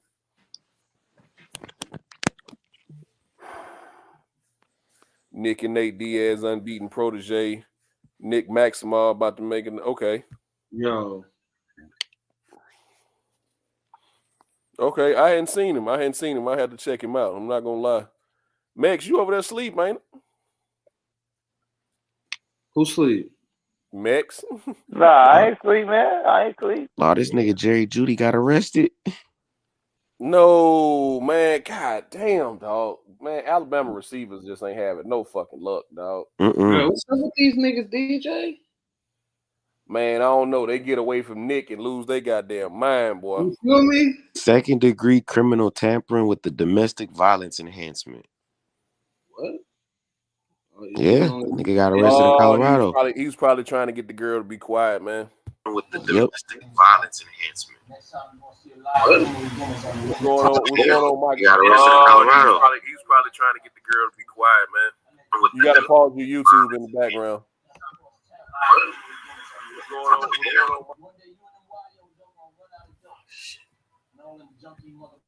Let me mute your mic to you. You got to pause your YouTube in the background, but heck yeah, man. Let me see what other fights we got coming up. Another fight, man. I want to see my girl come back, dog. Tatiana Suarez. She's been out, man. She ain't had no luck with injuries, dog, but she's undefeated. When I tell you, she absolutely mauled Carla in like her 5th, 6th fight, dog. And she's huge for that division, man. I just hate she's been out for like the past 3 years. With she had a neck injury, and then she as soon as she came back from a neck injury, she threw her knee out. So she's got that Dominic Cruz luck with injuries right now. Let me see. Hey, now I'm good. How you fellas doing? All right. How about yourself? I can't complain, brother. Can't complain. Heard that. Yeah. I won't anyway, to put it that way. I just want to see John Jones come back and destroy the heavyweight division and then retire. Absolutely. They've been trying to get him and Stipe done, man. I don't know what's going on with that. I ain't heard nothing new, but they trying to get him and Stipe done for the sometime in the summer. And Stipe needs to fight somebody else. I don't want to see him get another shot at Francis until he gets a couple wins. Yeah. Bruh, hey, speaking of heavyweight division, man, Bam Bam got the worst matchup he could possibly get. And that's Facts. I seen that shit, man. I was who he get matched up disappointed, with? dog. I was so disappointed, man. I was like, God damn, Dana. Who they give him? They gave him Cyril Gane, bro. Oh Deal with my that fucking shit. God. Are you serious? They gave Bam Bam Tuivasa Cyril Gane, bro. They fighting in like what, September? Oh my late God. August or September, something like that. Yeah. How you guys afford to watch all those fights, man? Huh? How do you guys afford to watch all those fights? All those Shit, fights. a lot of them free. internet. VIPleague.tv. Oh no, allegedly. Allegedly. That may or may not be the one I use. I might have 2 or 3 others. Who knows? VIPleague.tv, huh? VIPleague.tv. Yeah, hey, allegedly, I'm gonna give y'all the sauce. The way to really do it, get you a VPN. Good, bro.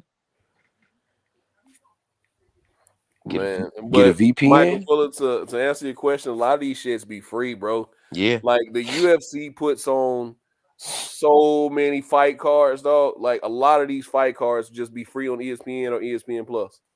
Okay, yeah, I've got ESPN Plus. Yeah, a lot of these cards just be free, dog. Like I think only the pay-per-views, the championship fights be on pay-per-view. Nah, it's the number of events. So anything like 274, 271, them gonna be pay-per-views, but everything else, fight nights and regular cards, them all on ESPN Plus. Mm-hmm. Okay.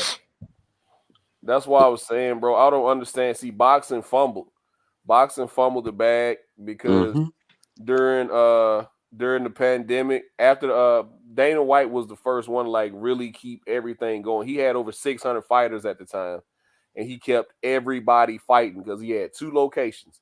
They were fighting in Vegas and they were fighting in Abu Dhabi. Because a lot for the people who couldn't fly into America, for the countries that wasn't letting for the countries that weren't allowed to come to America during the pandemic, I tell you what, we're gonna go to Abu Dhabi because he didn't want to smoke all of his American talent, just keep all of his American talent fighting, and all of his talent from Brazil and Europe. They couldn't when they couldn't come to America. He was like, I tell you what, we'll just go to Abu Dhabi, and so we'll send everybody over there. We'll bring everybody to the UFC Apex, and we'll fight in these 2 locations, and that's what he did for a solid 6 to 7 months. He kept everybody working. So I don't want to hear these boxing promoters say they can't get these guys fights. Mm-hmm. It has been shown that it can be done. Dana kept us. Dana got us through the pandemic. Facts. Ain't no ifs, ands, but and putting on great fights. Mm-hmm. Great fights when he wasn't making no money, when he wasn't getting no gate from it. So, you know what I mean? Yeah, he can be a scoundrel sometime. Yeah, he can be an asshole. But I tell you what, he will forever be commended in my book for putting on them fights during the pandemic. Great fights. Gilbert Burns and Kamaru Usman was during the pandemic. Stipe and Francis Ngannou was during the pandemic.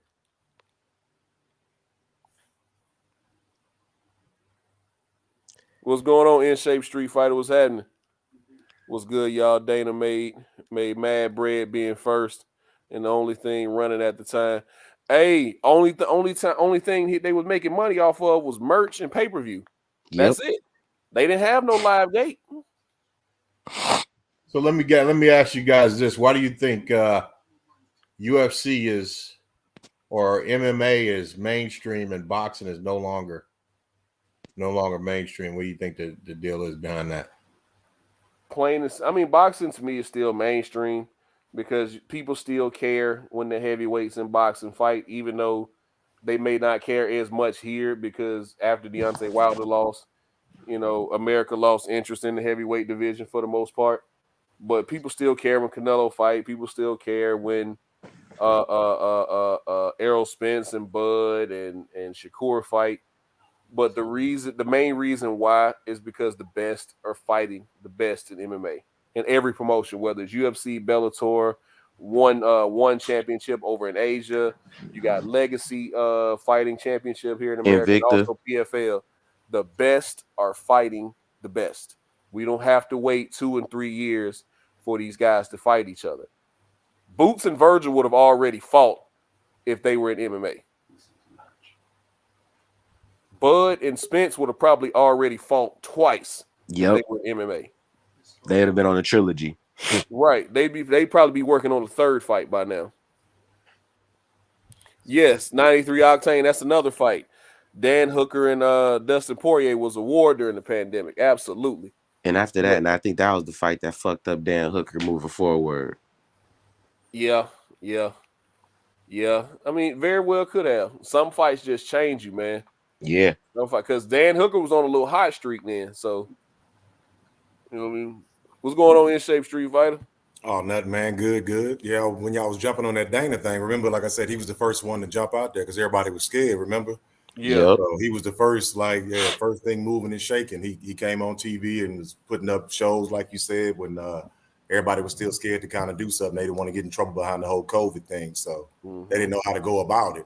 But Dana was like, bump it. You know, he went ahead and jumped out there, and it turned out to be successful for him. Because, like you said, a lot of people wanted to see him fail.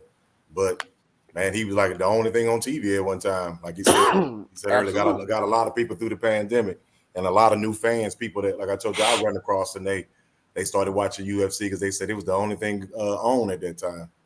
Absolutely. And we got some great fights out of it. And I think it was Cam talking about it earlier about how the fights in the UFC Apex, when there were no fans in there, you could hear these shots that these guys were getting hit with. Like those leg kicks from that y'all were talking about with Dustin Poirier and Ferguson. The shot that Stipe got hit with and got knocked out by Francis Ngannou, man, oh my goodness. You could hear the shots. You could hear what these guys and girls' corners were telling them. Man. It changed it a little bit. I mean, now you hear these fighters talk about, I love fighting in the Apex. Now I can hear everything. I can hear everything my corner's saying. It's just like being in the gym. Yeah, that did, because a lot of folks, some people, and then they said they started missing it too, DJ, whenever they had to go back to the crowd. I mean, they still were happy about the crowds, of course, you know, get everybody fired up. That's the whole point of it. But like you said, the people kind of like hearing the shots.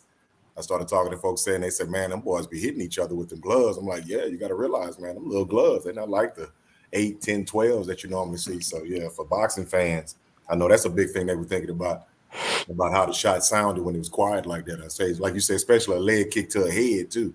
Man, them leg kicks in general sound vicious, boy, at the Apex. Because not only do they have great microphones, you could hear the echo in the building because there was nothing else in there. But go ahead. What were you about to say?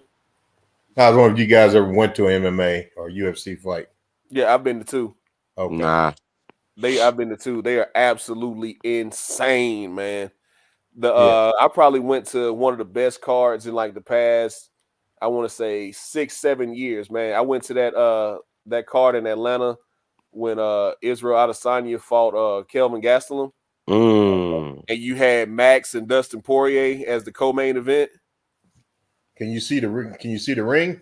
Oh yeah, you can see everything. All right. You can see everything. Yeah, the lighting's real good. You can see the cage is there, but the cage is not in the way at all.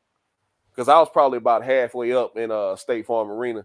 Yeah, the cage ain't in the way at all, man. Unless you like really down on the floor where the cage is above you and you looking up at it, the cage ain't in the way at all. Yeah, I mean, I've been to a couple boxing matches, sitting ringside. You can hear bones crushing with some of them body shots. Can you hear that at the UFC fights? Absolutely, because they got microphones like at the top of the cage, so you can hear that shit. You can hear what these guys are getting hit with, like them shots them kicks and shit that Izzy was landing on Kelvin, and the combinations that you can hear him slapping. Yeah, a body kick too. People don't realize, like you said, a body shot with a punch is one thing, but I'm telling you, like when somebody dig like a shin bone or something like that into that body, it sounds different. Yeah. Like it really does. It sounds like a baseball bat slamming Yeah. into a heavy bag. Yep. Or slamming into a slab of meat. Bro, I'm Yep. telling you, this shit is brutal. If you Yeah, got a it is. weak stomach, you can't go. You Yeah, cannot really. go. Yeah, the boxing is too. If you sit ringside, you can hear bones crushing. Depending on, you got some heavy hitters. Mm-hmm. Yeah. And then the first MMA fight I went to was when Tyron Woodley first won the title when he knocked out Robbie Lawler. Woodley, man, he took that ass whooping from Jake Paul. Was it Jake Paul that whooped him twice? Yeah, Jake Paul to go, baby. Oh man, don't get Meg started about Jake Paul, Fugazi's ass. Yeah, somebody say Jake Paul, let's go. And you know what the deal is? Whoever knocked that Tyron Woodley, man, I bet money on that punk. Why would you bet on Tyron Woodley? He was on like a 6-fight losing streak. Oh yeah, he got he never boxed a day in his life. Never boxed a day in his life. Yeah, Well, you did that, DJ. We ain't gonna talk about all the losses my guy took, man. He's money grabbing. I mean, it is what it is. I mean, he was already cut from the UFC, so he didn't really need the money because he was a champion for a long time, and then he defended his title. He didn't really need the money. He just wanted to shut quote unquote Jake Paul up because he beat Ben Askren, who's coming off of a year layoff and hip surgery. So I want to see Jake Paul fight an actual boxer. Yeah, with an actual amateur pedigree. What's that brother's name? I'll just take him again. That brother's name out of the Mayweather gym. Yeah, he told Eddie Hearn he'll fight anyone that has 10 or less fights on his. Well, like I said, I heard that Kendall keeps wanting to fight him, and I don't hear nothing back about that. You know what I'm saying? And Kendall did say Badu Jack. I wanted to see him fight Badu Jack. That would have been Let's go, line it up. I don't think he'd fight Badu Jack though. No, he did already put that qualifier in there. Anybody with 10 or less fights. Right. Yeah, but the thing is, with both of those guys, too, y'all talk about, they didn't really start from a striking background. They were still kind of the old school guys who were putting MMA together. So it's nothing against Tyron or most definitely Askren, because that's one of the main reasons why Askren stayed where he was at. He knew that eventually if he came to the UFC, he probably was going to go to sleep. Absolutely. He was able, world-class wrestling, world-class, bro. Like, was able to eliminate a lot of times, but striking is still striking, and if you don't know anything about at least standing up and throwing your hands a little bit, because Tyron was gangster too, but he was just a wrestling guy. A lot of those guys come from wrestling. So the big thing is they don't really understand that kind of distance, because normally if you lean a certain way in MMA, you can get kicked in the head. So they're not even used to that. So it's that muscle memory thing. That's one reason why he looked so awkward trying to stand up and come forward like he was. Like, he looked like a robot, man. The fact that he lasted that long, I was impressed, because like you said, his mind's kind of gone, 6 losses. And I know that would hurt, but like I said, 1 second, he let his hand down. Yeah, every time you get knocked out like that, it's easier to knock you out. People don't realize that. That has a physiological effect on you when you get knocked out unconscious like that. You get gun shy, yes, sir. Yeah. Man, that beating from Kamaru Usman changed him. He might not have got cut up and bruised and all that shit in his face, but that beating that Kamaru Usman put on Tyron Woodley changed him. Yeah. It changed him. Hey, yeah. And, speaking of that, did you guys see that beating that Lubin took? Yeah, that was brutal. I don't think he's going to be the same either, bro. He might not. Fundora might not be the same either. Fundora took a beating in that fight too. Not like Lubin. Lubin looked like a monster, man, when that was over. Yeah, it was just because Lubin's face was messed up, but I guarantee you, Fundora was pissing blood and one of his ribs was broke. Yeah, Lubin hit him with some shit too. I was worried about Lubin because I wouldn't have been surprised if he would have died in his sleep. He took some uppercuts he was taking them uppercuts all night. Mm-hmm. So yeah, it deformed his body, his face. Yeah, that's the brutality, like you say in boxing. It's just certain targets. You got limited targets, and you'll never. I told you the hardest punches are boxers. just for like they say, pound for pound and technique for technique. You know, if I can stand in close quarters and catch you with a hook, it's gonna be a whole lot harder than a reverse punch or anything else outside of an elbow. You know what I mean? But they don't throw elbows in boxing. But yeah, the head itself, make that cauliflower. People get to talking different because it's the main target. You know, besides the body, of course, like you say, you're going for that head. Because if I could put you to sleep, you know, that's short work. I can go home, fight another day. Yeah, I was looking at UFC the other day. They're talking about 3 African lions. The dudes, I don't know if they're champions or not. I know that one guy. Oh yeah, they champions. Yeah, them 3 African lions, man. Them dudes. Yeah, they who's the I know the middleweight, and then who's the other 2 weights? They're like I see Israel Adesanya, the 185-pound champion, right? the He's middleweight champion. Right? You got Kamaru Usman, the welterweight 170-pound champion. Okay. And you got Francis Ngannou, the heavyweight champion. Okay, yeah. So they keep kicking ass, and UFC might not be mainstream for much longer. Nah, we need to get that UFC Africa card going, and Dana need to quit pump faking on us, man. Yeah, well, they're gonna stop investing money in it, you know, if they keep dominating. Yeah, and I know you heard him saying the weight class is about 25 to 30 pounds different. So a welter, you know, in boxing is 147. The welters over there is like 170. That's because people get confused about that too. You'll start hearing that. Middleweight, you know, of course, is 160, but a middleweight over there is 185, which is a little over, you know, a heavyweight in boxing. So, hey, did you guys see Terrence Crawford's daughter? Yeah, that video is making the rounds, man. I've seen it where she lost her shoe. Yeah. No, what y'all talking about? His daughter. What happened? She's running track. She's running like a 200. It look like track and junior. I was supposed to look at that. Yeah, I started following. Yeah. She lost her shoe coming out the block and ended up walking these girls down and beating them. She stops, puts her shoe back on, and walks these girls down and beats them. Yeah, that's what I was supposed to check that out. You want to talk about the psychological effect after a clean KO? Yeah, Tony needs to retire, bro. I said that earlier, man. Tony just needs to hang it up. I mean, you had a good run. Unfortunately, you never became the champion because you got injured a couple times before you were supposed to fight Khabib. It was never going to happen. That's the fight that never happened, man. I think Tony got injured twice, and I think Khabib got injured twice. Yeah, Tony tore his AC, blew his knee out, tripping over the cords. The same, bro. Like, besides that, he always been El Cucuy strange. You know, I've been watching him since he was, you know, on the Ultimate Fighter and all that. So he always did talk in circles. But now he just be, I don't know. Sometimes he say stuff, and I was like, man, he acting like he may got some CTE and some other stuff going on with him besides just his regular, you know, like they say, idiosyncrasy. Like he always is weird in a way, but so when he he got a real chemical imbalance in his head, bro. He got something going on besides that with him. Just me watching him, I'm just like, damn, bro. He seemed like he just a little more off than he normally is. And then of course he gets that a la Anderson Silva, you know, like, man. And you know, a few years ago, you would have never seen him going through stuff like this, man. So y'all right about that. I don't say when somebody need to retire, but just for his health, man, yeah, he just don't look the same.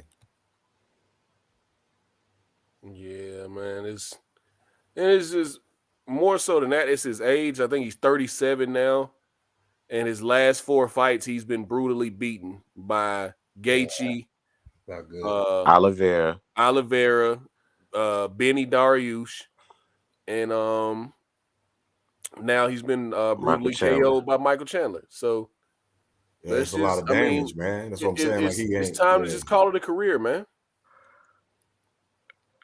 It's not gonna get any better because who they gonna keep feeding him to?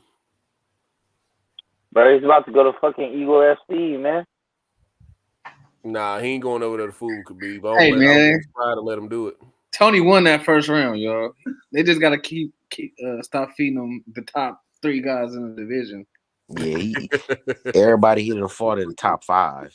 He can fight Nate Diaz. That'd be a cool fight. Yeah, I just want to see what he look like when he come back from this one, because you know he's gonna have to sit down and start talking to Tony in there with Cowboy. Yeah, that now he already beat Cowboy. Hey, don't matter. Who else we gonna put him in there with? Conor. Yeah. No, I don't want to see that. That's it. Y'all seen very much of him. Either Conor Nate 3 or bring Conor back for Michael Chandler. So yep. And I think Michael Chandler gets Conor out of there. Yeah, especially right now. Is the barbershop still coming on at night, or is it? I haven't been able to catch it the last couple of nights. I don't think he's been on. Oh, okay. I think he's editing his movie, and so okay. Yeah. So I don't think he's been on these past few nights. All right. Yes, and I was checking out that Charlo thing, like y'all was talking about earlier. They got a little what is it, round by round on Showtime. I just kind of looking at the first fight. Charlo was just a lot slower in that fight, man. Besides that, Castano looked like he was confident, but I know y'all was talking earlier about it. I was kind of doing something to listen to y'all in the background. I just think that if Charlo come out a little more, a little more aggressive, because they were right. He was on the ropes, man. Certain things you saw him do in that fight, you hadn't seen him do before either. So just myself, because I kind of tend to watch him out of both of the brothers. There's nothing like everybody. I know how people feel about Charlo, you know what I'm saying? But still, him out of the twins is the one that I kind of watch. And I know he can be a little reckless, be a little more emotional. Like they say, he got the psychological side with they call him little Charlo, So I think in this fight, though, that if he just comes out aggressive, like he normally does, really, like they say, implement that jab, everything else will fall into place. I think it's just simple as that. You know what I mean?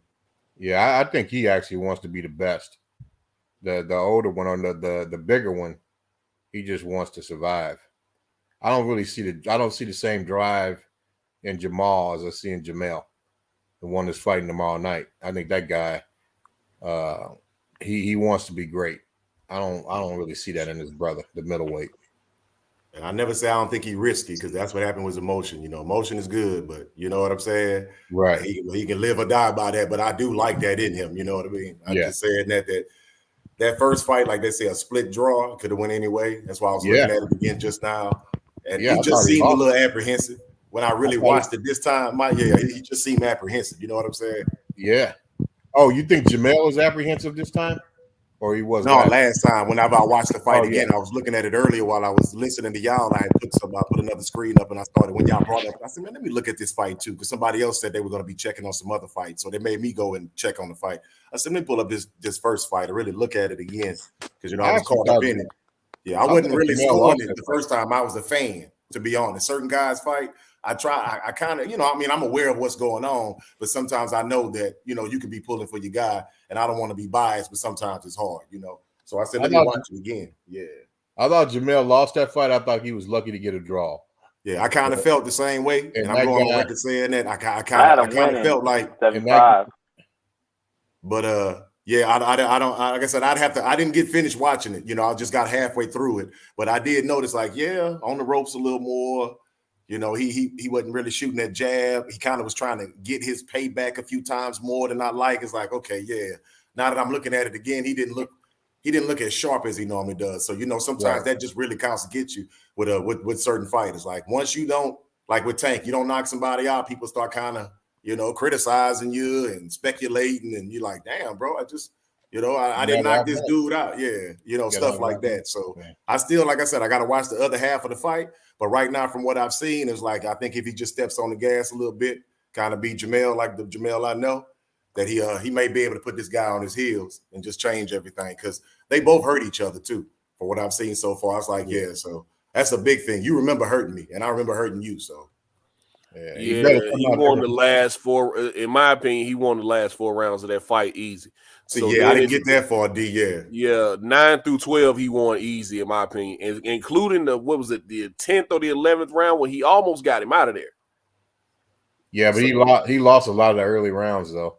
I don't think he lost them. I think there was swing round. I don't think they're really close. I think Castano was doing a lot trying to just steal the round, because if you notice, a lot of the round he'd just be walking forward with his hands up. Charlo would just be throwing punches, be peppering him with punches, but then around the minute 15 or minute mark of the round, Castano would just let his hands go and try to steal the round. Yeah. That's you can't win a championship fight trying to steal the rounds like that, man. You got to beat the champion, even though Castano. Sugar Ray Leonard did that shit all the time, man. Huh? Sugar Ray Leonard did that shit all the time. Right. Well, I know he did it in one fight for sure. I can't say if he did it all the time. I know he did it in Like one they say, fight for that's sure. that's gamesmanship. I don't too much be mad about certain points too, DJ. But I know what you mean, DJ. I feel what you're saying. Like, especially if they just glancing off of arms and not really landing. Right. You just looking like you're busy. Yeah. Hey, that's when we talking about the Figueroa fight with Brandon and Cool Boy. That's what I was trying to explain. But I know when people you got your side, unless you really just look at the fight, you're right. It was close, and he was leaning on Cool Boy and all the stuff that you saw going on. But he was getting touched. He was able to defend himself and touch you. Even when you brought your game to him up close, he was able to survive, not take shots directly, and then catch you and get out the pocket. But I'm not going to say Brandon wasn't looking good in what he was trying to accomplish, but, it is what it is. Man, Figueroa was walking in the uppercuts all night. He could have touched him with that uppercut whenever he felt like. Cool Boy Steph could have touched Brandon Figueroa with that uppercut anytime he felt like it. And anytime he felt like it, he was touching him with it. That walk forward, that pressure, walk forward, wing a bunch of punches, that's not the most exciting style to me. I don't care about you walking forward into punches all night. Effective aggression, not just walking forward just to walk forward. Yeah, man, he was putting on the pressure. He was putting on the pressure, but you walking into shit all night long, man. Yeah, because that's when you rely on your toughness, and some fighters do that. It's like, man, you're not really accomplishing anything, but you are showing us that you're tough, but you're taking damage. You're not going to, when we keep saying it tonight, you're not going to be the same. Yeah, you're not going to be the same. Well, who say, I don't know, one of y'all say that you use your face for defense. I was like, yeah, that's not that rock'em stock'em style, like you said, nah. So that effective, like you said, very effective aggression. Because if not, you just in there to be hit. I think they was talking about that earlier with Chocolatito. They keep bringing up Chocolatito, but they saying Chocolatito was a brawler, man. Yeah, that's plain and simple. Pops in my head right quick. I was surprised. I went through and looked at a fighter. I was surprised to see that Terrence Crawford takes a lot of shots. Yeah, I mean he adjusts. He adjusts in his. I went back and I watched maybe 6 of his fights in the last 2 days. I've been off, had some time off. So last 2 days I went through and watched about 6 of his fights. And he takes shots, and I don't know if if Earl can capitalize on that, but Terrence makes adjustments. He makes adjustments in the fight, in all of his fights. He makes adjustments, and he needs to come out with the win and stop. He stopped everybody at welterweight so far, so the adjustments he makes are just impressive. But he initially takes shots when he gets in exchanges. So we'll see. I don't know. You guys think that fight's gonna happen? Yep. I think it will because they really don't have anywhere else to go. Spence gonna take a mandatory. I think Spence and Heyman are scared of Terrence's daughter.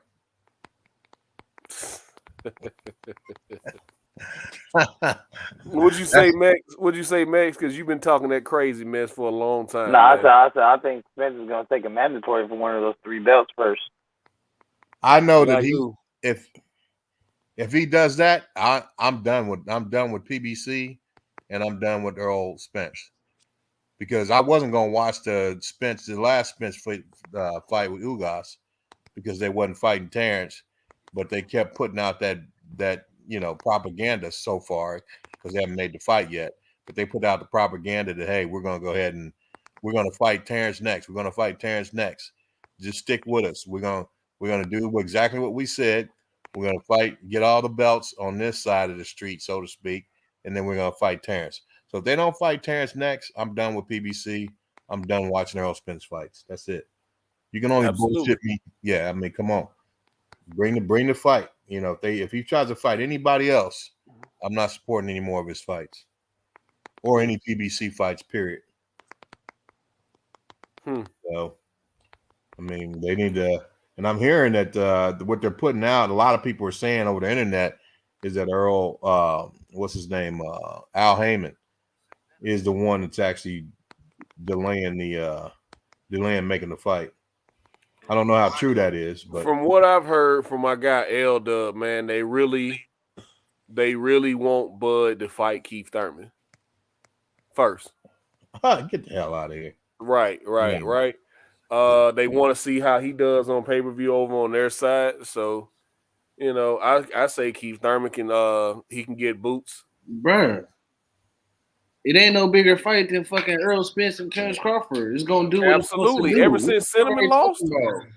Yeah, and shout out to the chat. My bad. I'm just reading the chat right now. Excuse me, DJ T. Barry and them say, what's up, man? Yeah, my bad. I had to look over. I said, you know what? I don't even have a little comment thing on. But, bro, it's something I've been really having to, we wanted to sit here and rap about, especially with that DJ, because I told you in the beginning when I first started really getting on here and rapping with the boxing people, you know, because I really didn't even know all that exists. LDBC, all the other stuff you always hear me say when I get on here.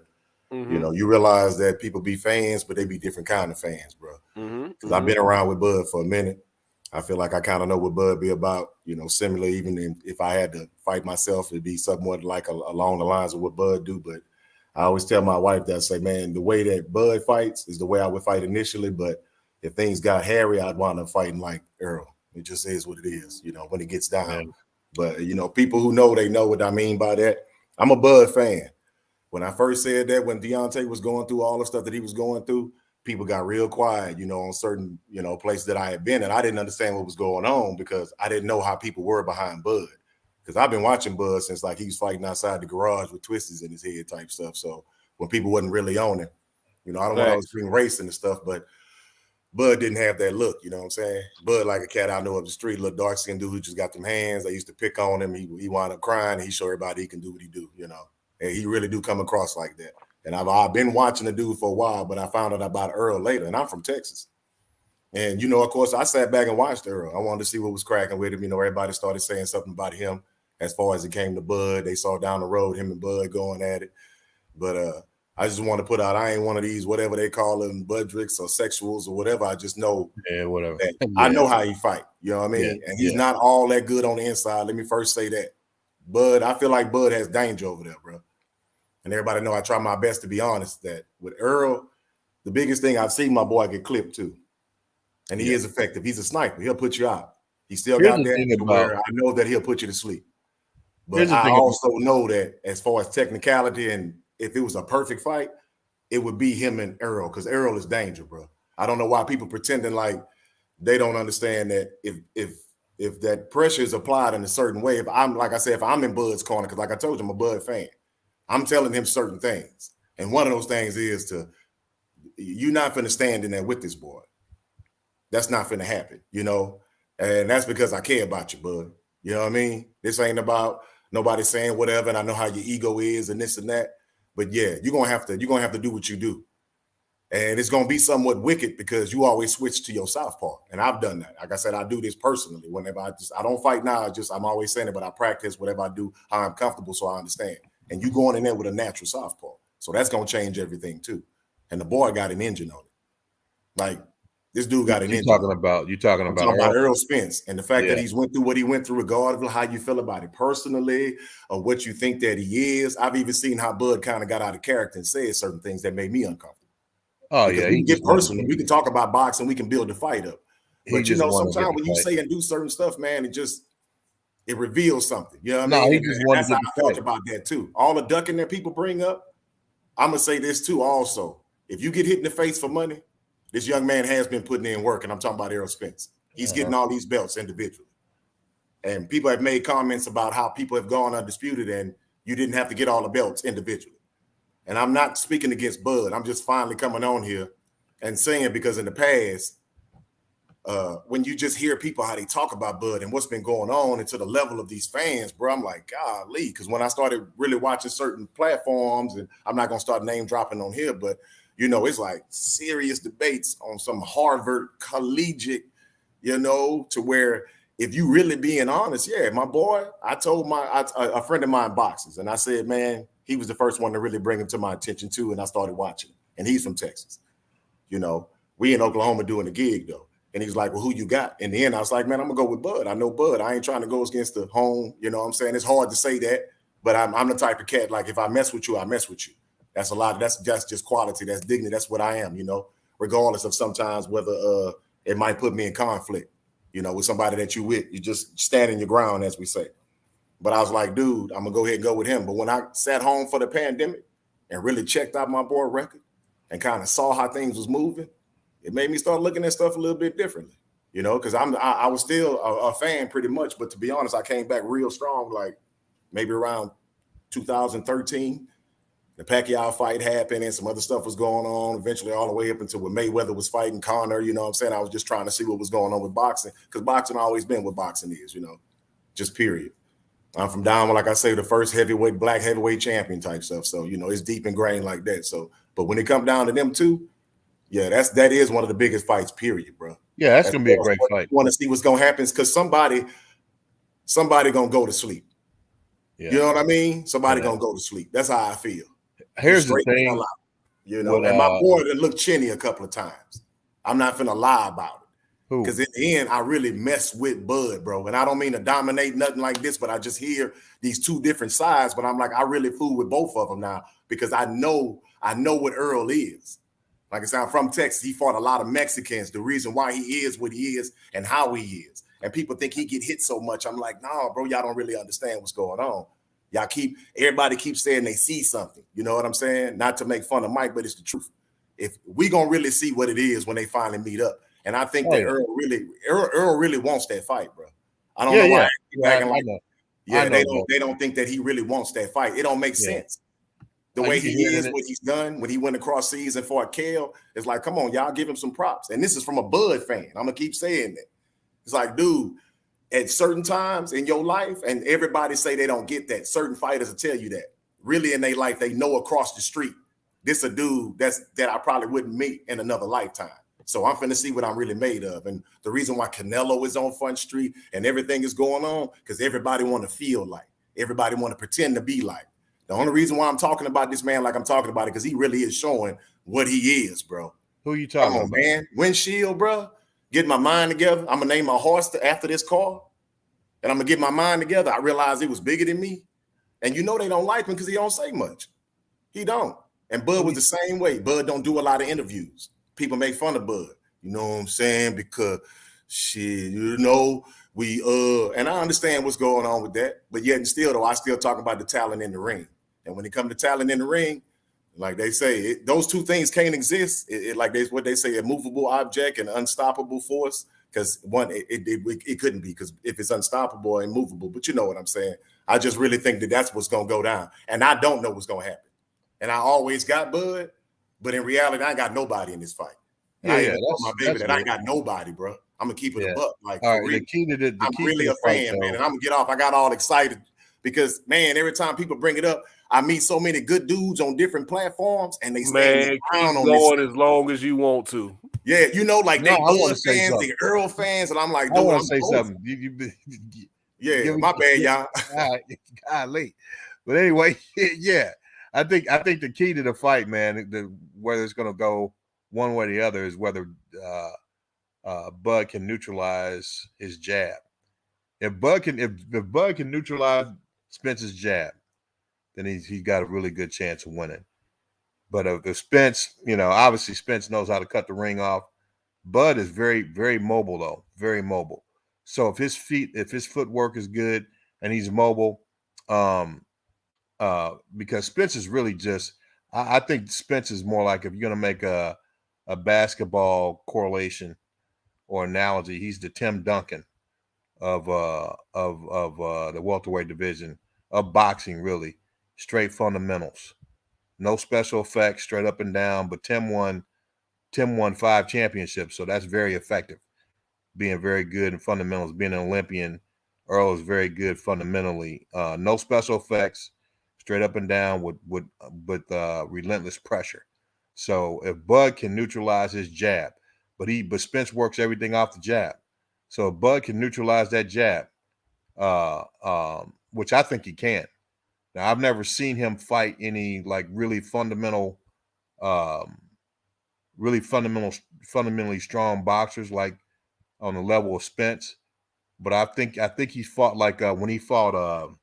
Not to make this is definitely not a good comparison because this guy wasn't. But he's had a good jab. What's that Indian guy's name? Damn. What's the guy's name he made him quit? The real quick guy. Amir Khan. Amir Amir Khan. Khan. Yeah, I was about to I say, knew I something was about an Indian Khan, guy. Amir Amir Khan. Khan. Amir Khan has a real good. He had a real good jab, and it looked like during that fight that Bud was neutralizing his jab, taking his jab away from him. But if he doesn't take Spence's jab away from him, and Spence gets close enough where he works that jab to get inside to work Bud's body, he got problems on his hands. So I mean, it's gonna really come down to what can he do with Spence's jab, because Spence works everything off that jab, and he creates that relentless pressure off of that. So Bud can neutralize that jab, and I already know that he's really adaptive. He can adapt and make adjustments during the fight, and he's multidimensional, and he's very strong, and he's quick, fast as well, and he's got power. So if he can establish that, neutralize that jab, and then bring all the other assets that he has to bear in the fight, I got him winning. But if Once he can't got stop past Brooke, I was a believer. Like, to be honest with you, and then you seen how Bud had a little problem with Kel. So you know how he is with jabs. That's what I'm saying. Yeah, you know, if he can be himself, which is a fighter, like a fighter jet, he gonna do his thing. But that's why I say I got concerned about that, because he didn't do too well. Yeah, because Bud got to keep that right hand up. He was in there with Brooke. That's that. Yeah. The reason why I keep saying that, even though I know I probably don't sound like a fan, is like, you know, you got to be honest. You got to really get in the clinic and sit here and think about what we're gonna do with this young man. We can say whatever we want out in the papers, and 60-40, but yeah, they gonna fight. You know what I'm saying? And I know Bud has a little concern. I don't know, because of the snack stuff and all that up. Yeah, but it's a respect thing, not fear. It's a respect thing. So that's why I want everybody else to see what I see. You know what I'm talking about when it comes to this, because they're going to probably fight more than once. They're going to fight more than one time. Everybody on this panel know they're going to fight more than one time. You know what I'm saying? Like, here's the thing. Bud's going to have to have that same motor that he had when he was fighting at 140. We'll be lucky if they fight one time. That same motor. He's going to have to be able, because Spence is going to bring that pressure. He's going to have to be in shape. I'm talking about dog shape to win that fight. You know, so, and he's going to have to neutralize that jab. If he don't do that, he's in trouble. That's what I'm saying. Well, you know how he looked against Brooke? I mean, Khan was going to be, he was spooked. He already knows that he's fighting a power puncher, and my chin is not, because I watched Khan too. You know, I kind of was watching his little career in the beginning, but after a while I realized, you're not going to be able to do it. You know, you got all the other package, but if you can't stay upright, then it ain't nothing else going on. So I know he was spooked by him. Yeah, he was done. But what I wanted to see when I watched that Khan fight is how did Terrence deal with his jab, because Khan still has some speed on him, and he works off the jab too. How did Terrence deal with that jab? Was he able to neutralize that jab? Yeah, go to the body, try to catch it when he's doing his thing and hit him in his body. You know, that's one of the things. Like you said, everybody know he said he eventually quit. That's what Canelo normally does too. He tried to do it recently with Bivol. That's what I'm thinking about. But he's gonna try to do that with a body puncher too. That's another reason why I say I got stuff in my mind that if he tries to eliminate, like try to beat him or catch him on he's gonna be fighting against a body puncher too. I want to see what he looks like on the inside. I'm talking about Bud. If Bud looks like he could kind of maintain for a few rounds on the inside, then I'm good. I'll watch the rest of the. But that's it. That's all I can say about that part. Yeah. Bud's not gonna stay on the inside with Spence. He's not gonna do that. Spence is gonna come forward. It's gonna happen eventually. Well, he come forward if Bud don't get that respect. If Bud don't get that, but I think Bud hits hard enough, man, where he can. I think the way that he's gonna hit Spence, his power can get more respect from Spence than Spence has ever had for any other fighter at 147. Oh, I feel you. But they say he's far heavyweights, and I kind of see some of that and his record of that. So I know he's used to power. And I'll never say, because I don't know how hard Bud hits. I just know, like I said, I'm a Bud fan. I watched him knock people out. But look at his record, like man. They said that he's in there, and I can't prove it. You know what I'm saying? But from the way he moves, he doesn't seem like he's always too concerned about that. And I do want to see what he does when Bud hit him with it. That's why I keep calling him a fighter jet, and he's a sniper. It doesn't look when like he got buzzed looking for his mouthpiece a couple of times. I saw it in there. I said, okay, so you can get clipped, yeah. It doesn't look like Graham. It doesn't look like Brooke hits that hard. Welcome to the show, fellas. Welcome to the show. What up? What up? Salute What's to good, everybody. y'all? What's good? My bad. What's good? Hey, What up? it doesn't What look up, like DJ?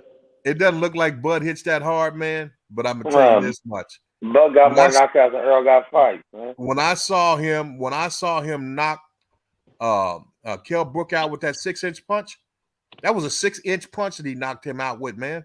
That's Bruce Lee. Yeah, a washed up Kell Brook. Keep going. Yeah, but that was Washed Kell up. Brook, Yeah, washed no, up. you wrong, bro. Facts. Kell Brook run 3 fights in a row. Yeah, I ain't gonna say he was I washed tell up you at when that he, time, but I he tell did you when hit he him was when he was washed hurt. up. He was washed up when he fought Earl Spence, when he went up there and fought Triple G and got his face broke and didn't allow it to heal. So and then didn't- don't get. So and didn't then allow don't it to talk heal about before how he fought. impressive Bud is fighting him if you believe he's washed up. You What's just that? killed your argument. He was hurt. He was hurt when he fought Earl. He wasn't even healed up yet. He went straight from fighting Triple G. So with you that said. orbital So fracture. you basically just Come said that. on, bro. So you said he was washed up. Wait. Nah. Hold on. I want him to finish this out, DJ, because we finna hang him. All right. So you saying that Kell Brook was washed up. You just said he was washed up when he fought. Wrong. That's the Spence, wrong right? vernacular. That was the wrong vernacular. What it was is he was still hurt. He was still hurt. He wasn't healed up. He wasn't healed up all the way. Come on, bro. He was not 100% in that Spence fight. Hey, 93 Octane, you right. He says one attribute of Andre Ward wasn't his speed or strength or endurance, it was his IQ. Ward was a problem solver, same as Bud. That's what I'm saying. Yeah, but the only thing I'm saying, 93, I just want to make sure he can stand up to when this man come forward, because we already know what Errol is what I'm saying.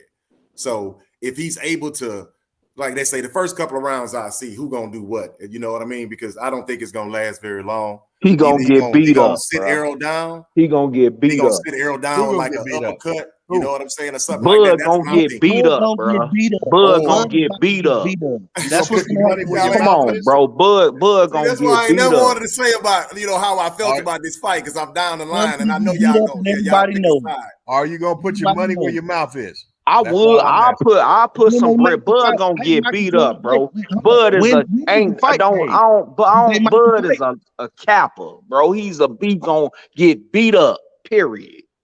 Well, I'm just Nigga been there. I'm tired of Bud. He's a capper, bro. Sign a fight, bro. I'm tired of Bud. Like, sign a fight, bro. You a cap. You a capping ass dude, bro. Man, Max, stop with the cap, bro. Bud gonna get beat up. Put some money on it, bro. Put some money on it. Bud gonna get his ass no whooped. interviews, no nothing.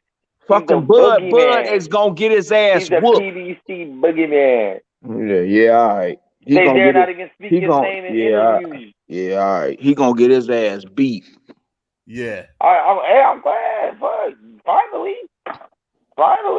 Shit, The fight Bud ain't gonna get made till Bud 42. Bud gonna get it. Bud gonna get his ass whooped. Period. Bud finna get his ass whooped if he fight. Why he didn't fight Manny Pacquiao? Because he couldn't get the fight, man. Why he couldn't get the fight? Manny Pacquiao signed the fight though. This is good. What are we talking about? Manny Pacquiao signed the fight. Why did he duck? Why he ducked Manny Don't Pacquiao? talk over each other. I'm gonna let y'all go at it, but don't talk over each other. My bad. I'm finna shut up. He dug Manny Pacquiao. Facts. That's a fact. You funny. You funny, dude. Manny Pacquiao signed a fight. Is that a yay or a nay? I thought so. You funny. Whatever. Manny Pacquiao signed a fight. Is that a yay or a nay? Yeah. All right. Have they started talking yet? Spence and fucking duck. Nope. Spence and Crawford. Crawford is a duck. Nah, I'm just saying. Are they talking it? Are they negotiations? Nah, not that we know of, Troy. Troy, what's good, Not Troy? that we It know seems of. like people still kind of speculating. You know what I mean? They still kind of like little stuff like that. Ain't nothing concrete come out, because soon as it does, that's gonna blow up. But nah, I hadn't heard anything. Let me just say that on my side, Troy, I hadn't heard nothing. Be honest with you, we don't know who Bud's with though. We don't know who Bud. We don't know who Bud's signed to. We don't know what Bud's business is for promotional companies. So That's the difficult part too, because you don't It know. doesn't matter, you know. He knows who he's with. It doesn't matter. The fans don't need to know that information. Troy, here you go. Fans don't need Troy. that. Troy, here you go. That's all business, you know, behind closed doors. The fans If just need to know. PBC don't make that fight, man, time that's and a problem. date. Yeah. Oh, so it's I the don't see PBC fault? I don't see it happening. Why? As much as I would like to see it Why? happening, I don't see it happening. Well, if What- it don't happen, I won't be watching any more Spence Hey, fights DJ. and no more PBC fights. That's it. Why? Why? Because they need to make that fight. So it's Because on I the follow PBC. Is that why Bud Crawford's suing PBC, or he's suing Top Rank for not making the fight? Look, I don't know who he's signed with. That's not my information. So But do you I still just watch follow Top Rank? patterns. Wait, though. hold on. Troy, come on, Troy. You on here with the cap, bro. Oh. Do you still watch Top Rank fights, Michael Fuller, even though Bud is suing them, saying that's the reason he didn't get the Spence fight? I watch all fights, man. It doesn't matter who the promotion company is or whatever. I don't know what that has to do with watching the fight. Fuller. I'm talking to Michael Fuller right now, Troy, because he made a statement saying that he blames the PBC for not making this fight, and if they don't make this fight, he won't watch any more PBC fights. No, I'm going off of what they said in order to promote the Ugas fight, right? They who? I'm PBC and Earl Spence camp. What did they say? They put out that they're gonna do exactly what he said he was gonna do, which is quote unquote clean up this side of the street, all that old crap. And then Terrence Crawford is next. I'm fighting Terrence Crawford next. Why y'all and Bud is a Terrence dub. Crawford next. What about so if hey, they don't fight DJ, Terrence y'all got a Crawford super next, chat. You want me to and read really, it? I'm gonna tell you the only reason I bought the pay-per-view for Spence versus Ugas is because they were making the promise, hey, we're fighting Terrence next. We're fighting Terrence next. That came out of Earl's mouth. Oh my God. Okay, y'all, hold on. Give me a minute. Let me do this. I don't think DJ on there right quick. Big Dog Willie say Bud punch harder than Julian Jackson. Stop hating. Man, Big Dog be tripping. Oh my God. Hey, Michael, can I ask you a question? Bud blames somebody for why he didn't get the Earl Spence fight, and he's suing him. Who is that? Who does he blame? You I'm blame wondering PBC. if that's gonna have something to do with you something. blame though, PBC, Michael Fuller. You blame PBC. You just made that clear. Who does Bud blame for not getting the Earl Spence fight? Do you know? I'm not on trial, brother. I said No, what I said. No, I'm asking you because I want to get familiar with you making statements, and I just want to get familiar with why you're making these statements. That's all. Well, I mean, you speak the English language, right? I'm speaking English. So What I'm misconception. saying is I'm not gaining clarity. Can you be clear? And I asked though, y'all think that something gonna be blocked to where he can't? Like while he's in court, since they have something going on, Bud won't be able to, and they're kind of not talking about it. I mean, I'm just speculating, you know what I'm saying? Because it seemed like it's a little dancing going on, and I think they do want to fight each other. But I think they're gonna lowball Bud and try to make him take a package deal, and he ain't gonna want to take it. You say they're gonna lowball Bud? They're gonna lowball Bud because he has no leverage. He Hell has no. he has no promoter behind him. I don't even. I'm Come on, Max with the capping, bro. Because Max he's gonna have to with take the what he has to capping. keep saying they think He's gonna have to take what he got to take. With the capping, bro. Like I understand what's going on with that, bro. Come I on, I know they Bro, have put money. your I'm not worried business about hat that. on. I know Put they your wouldn't business lowball. hat That don't on. even Why make would sense. you? Why would you not? Why? I mean, I can If actually. you were The thing PBC, is, I was saying, that's what I'm saying. I know that I've been hearing that since it started. One of the things that brought me back, like I say, to this whole boxing is that that's what promoters do. Just like Bob with lowball Spence, it was the other way boxing around. on TV again. Oh, God. So since I saw boxing on TV again, I'm like, well, hold on, bro, who doing this? You know what I'm saying? So when the court case stuff came and all that, I wasn't surprised. Like I said, I don't even want to get into all that. So the whole they're not going to pay or they hurting for money and like, okay, I already know what that's all about. You know what I'm saying? That's why I say, and that's just my personal opinion. Like I said, I'm going to pull a Deontay and say, I don't need to explain type thing.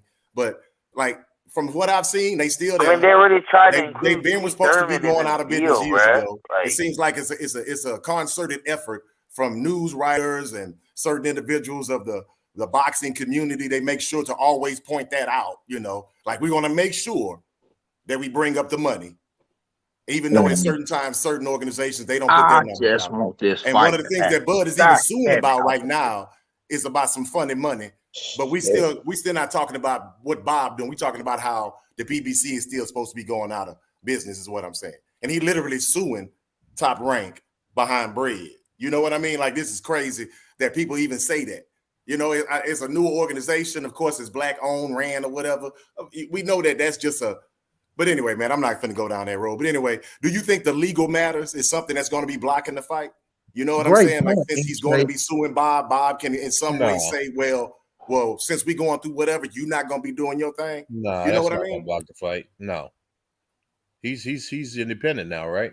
That's what I was thinking. But yeah, you know, just like what Dana White does with his fighters, we they go off. don't know who he with. I just said that 5 minutes ago. Yeah, we don't know. That's why I'm asking. We don't know who he with, Michael Fuller. Yeah, who he with though? Who he with? Who knows? I don't know.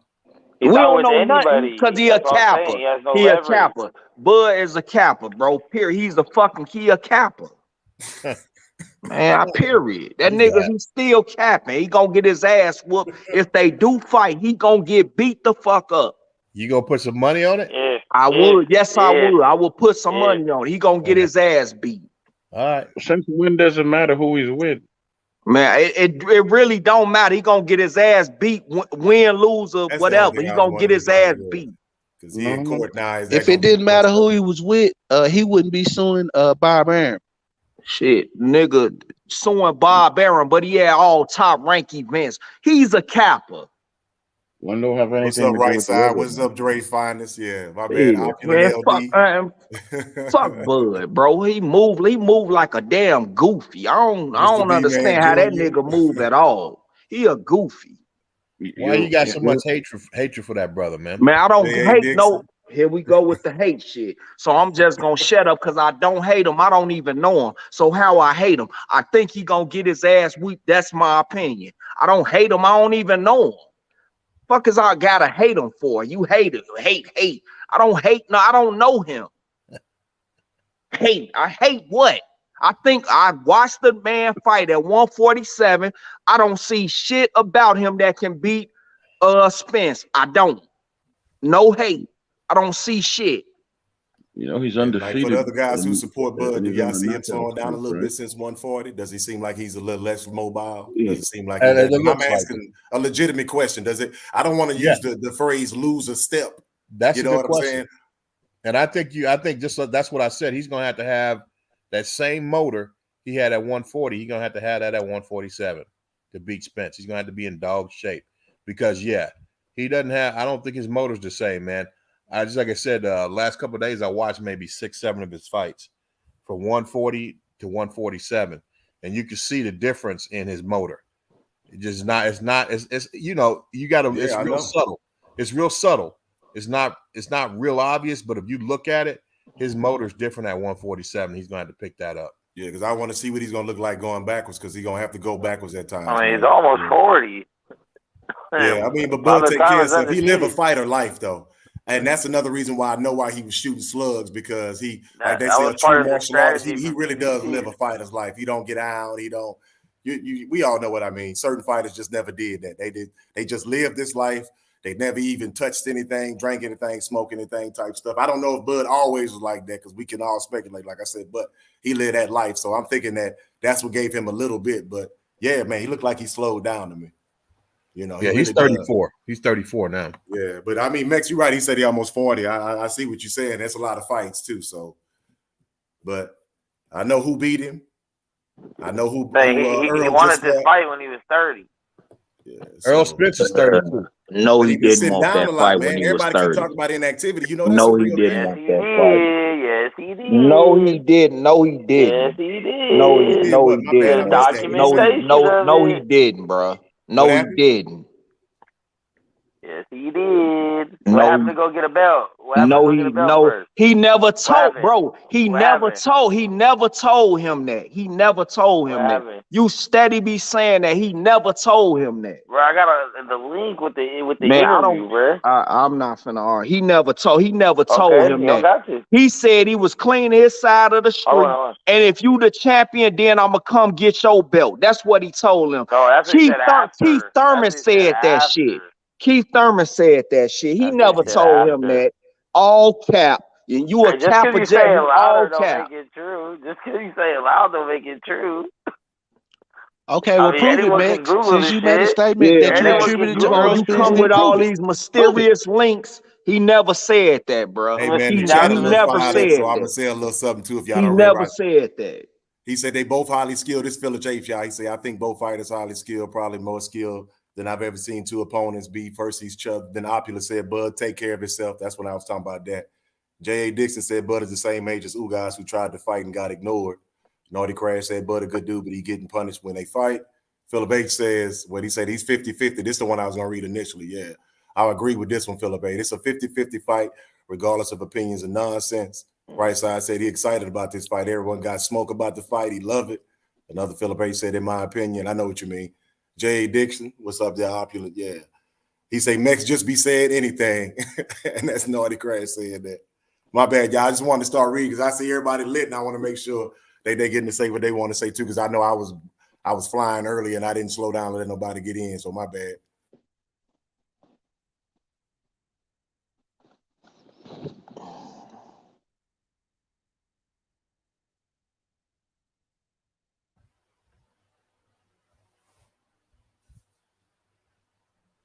So how you doing, Troy? Yeah, my bad. I wasn't trying to. Yeah, he said people are emotionally invested. Don't beat on your loved one or kick the dog after the fight. It's not that serious. 93. Like I didn't, because I didn't mean to get started, man. I had to get that blood thing off my heart. You know, like, and I hear people on all these came panels, up. bro, and I didn't think this one was gonna take off like that. I ain't gonna lie. I didn't think y'all was gonna take off, man. I didn't even really mean to get it rolling like that. It's just when I first started hearing people, especially on the Bud side, man, I was getting kind of uncomfortable, man. I was like, damn, bro, if I you know what I'm saying? Like, because I'm from Texas and, you know what I mean? Cats start, I mean, like, knock out, drag out, you know, fuck your mama. And, like, damn, for real? I was like, man, it ain't that serious with me. I really want to see both of them, you know, do. So I'm going to sound like a damn cornball. Nigga, what side you on? You like, yeah, like, it's like, damn. You know what I'm saying? I'm like, nah. Hey, in shape, I wasn't going to say nothing, bro. I was just going to wait till the fight got signed, and then I was going to kind of talk to you a little bit about that, but I'm glad you're aware, brother. Fellow Texan. I just want to put that out there. Brad Flay, I've been watching for like 2 or 3 years. So when I finally started getting on here and giving my whole little spiel, hey man, I don't want to, you know, Mr. Whatever. I just wanted cats to understand, like, bro, I've been watching a little bit, you know, and some of them boys violent, you know. Like now I know it's to the level to where they making extra channels and just like, no, that's a lot of invested time, bro. I'm just gonna click off your link and move around. You know what I'm saying? Like, so my mind don't even conceive that, but it make me come across like a dude saying in the chat, I think I'm better. I'm like, nah, bro, I got other shit going on in my life, bro. Like in the real life, I don't want to come across as nothing. I just want to talk to y'all and get hype, talk about boxing. But sometimes I know people be so, you know, with the race thing, he looked like me, or he from my country, and I'm from Texas. I got mad love for her. Don't even get it mistaken. Like 10 toes down. But it's just that I've been knowing Bud, and now he finna run up against this dude from my home state, and it's like, nigga, this finna be serious. You know what I'm saying? Like, you don't even hear me get on like that. I was like, yeah, they not gonna be the same after this one. They just not, you know. So, and I ain't never think that in my lifetime I see two cats that I'd be so excited to see fight each other, but it's kind of depressing at the same goddamn time, to be honest with you. And that's just how I feel. You know what I'm saying? I'm gonna leave it at that. Man, this fight is gonna happen Halloween weekend 2022. T-Mobile Arena in Las Vegas, Nevada. That's where this fight's gonna happen. I don't know who's gonna win, but by damn it, it's gonna happen this year. This violence, bro. DJ, this is just straight. And then they're gonna fight each other again, bro. And then they're gonna fight again next summer. They're gonna fight again next June. Hey, Naughty Crash, I don't know. Naughty Crash, I'm a fence. What they call me, I'm a fence straddler. What's the expression? Yeah. Like, you know, I don't have a dog in this race, like I said before. It's only going to be one fight. It's going to be two. It's going to be two. It's going to be two. Nope. Bug on with the belly. Well, I tell you what. If somebody gets dog walked, then you're right. It's going to be one fight. Undisputed. If somebody gets dog walked, it's going to be one fight. I'll give you that. Bud taking the belt, and he's going to 154 and becoming undisputed there too in one fight. Negative. Yeah, we glad you picking. We know you can't pick nobody, Max. We know you talk foolishness, so yeah, you keep it up. Good stuff, Max. Man, you know Max stirring the pot, bro. He be throwing a little sauce in there every now and then. You know what Max doing, man. Nah, Max be believing that shit, man. You heard it here first. You heard it here first. That's why I fuck with Max. Max be believing that shit, man. He gonna believe it. And he gonna see something different. If you really believe in it, you right, Tara. But if you really believe in what you believe in, I can't even be mad at you, bro. Like for real. Bud gonna get his ass whooped. I don't give a fuck what nobody talking about. Bud gonna get his fucking ass whooped. Man, Bud, why don't you give us a breakdown of the? Why don't you give us a breakdown of the fight? When has that ever happened? Go ahead and give us a breakdown. Bro, Bud ain't never. He ain't. When was Bud's last split decision? Yeah, I'm not. I'm just waiting for them to announce the fight. I just want them to announce it so I know I can. Oh yeah, the fight coming. It's announced, and now this man finna get his ass whooped. Lion ass, Bud, capping ass, he finna get his ass whooped. That's why I said I did look at his career a little differently when I had time to really sit down. I'm not finna talk crazy because I already know the arguments about that too. Hey, man, Drake, I'm not gonna open that door. So y'all, please don't jump. You know what I'm saying in there? Because I know if I hint at certain things, y'all gonna take off on that too. Champion heart. But I do believe in that. Opulent. I'm not bad, man. Like boy, because that's right side. What's up, bro? Man. Yeah, DJ, they had a super chat earlier. I was hollering at you, but it was from your boy. I read it out right quick. I ain't trying to, take over, but I know he probably. Oh man, I missed the super chat. My bad. Yeah. I'm sorry. No, it's good. I think it was Big Dog Willie. He's coming through with that foolishness. He be on track with it. Yeah, man. I was like, yeah, they going back and forth about Bud. Let me step off and do some laundry real quick. Yeah, because you know how that go, huh, DJ? I was like, y'all just don't talk over each other now. I'll be right back. I know when I said it. I knew when I brought it up. I knew it. I say, bro, they make this fight. We ain't gonna have nothing to talk about. But that's gonna take away a lot of our boxing. They make this fight. We're gonna be like, what's next? When that dust settles, it's gonna be quiet for a while, especially if they're gonna fight more than once. It's gonna be quiet as hell, whichever side it is. Then we're gonna be on the young cats. We are everybody talking about Boots. We're gonna be like, Boots gotta fight Virgil Ortiz. Right. Well, Virgil gonna be at 154, man. So Boots gonna collect him a couple belts at 47, possibly become undisputed, and then he gonna move up. But Virgil already gonna be at 154, man. But I believe him to a fight. But as far as what's next, belts, it's gonna be harder for him to get a fight. Shakur's about to take one more fight at 130, then he's gonna move up and retire Lomachenko. That's my prediction. Man, I like to see Shakur as undisputed, but it ain't gonna happen though. From a business stand, I would love to see that though. Yeah, Bob already said he ain't paying for that. Yeah, Bob said he ain't paying for that. Yeah, but Bob a fucking asshole. But those other two champions, is a step down from the Valdez fight, though. Let me say this to Big Dog Willie. Why don't you jump up here and explain how you believe that Bud punched harder than Julian Jackson? Hey, did y'all watch that interview? Why you even ask him to do that, bro? I think no, seriously. He's trolling, bro. He's trolling, bro. Julian Jackson just had an interview where he picked Bud in that fight. He's trolling, bro.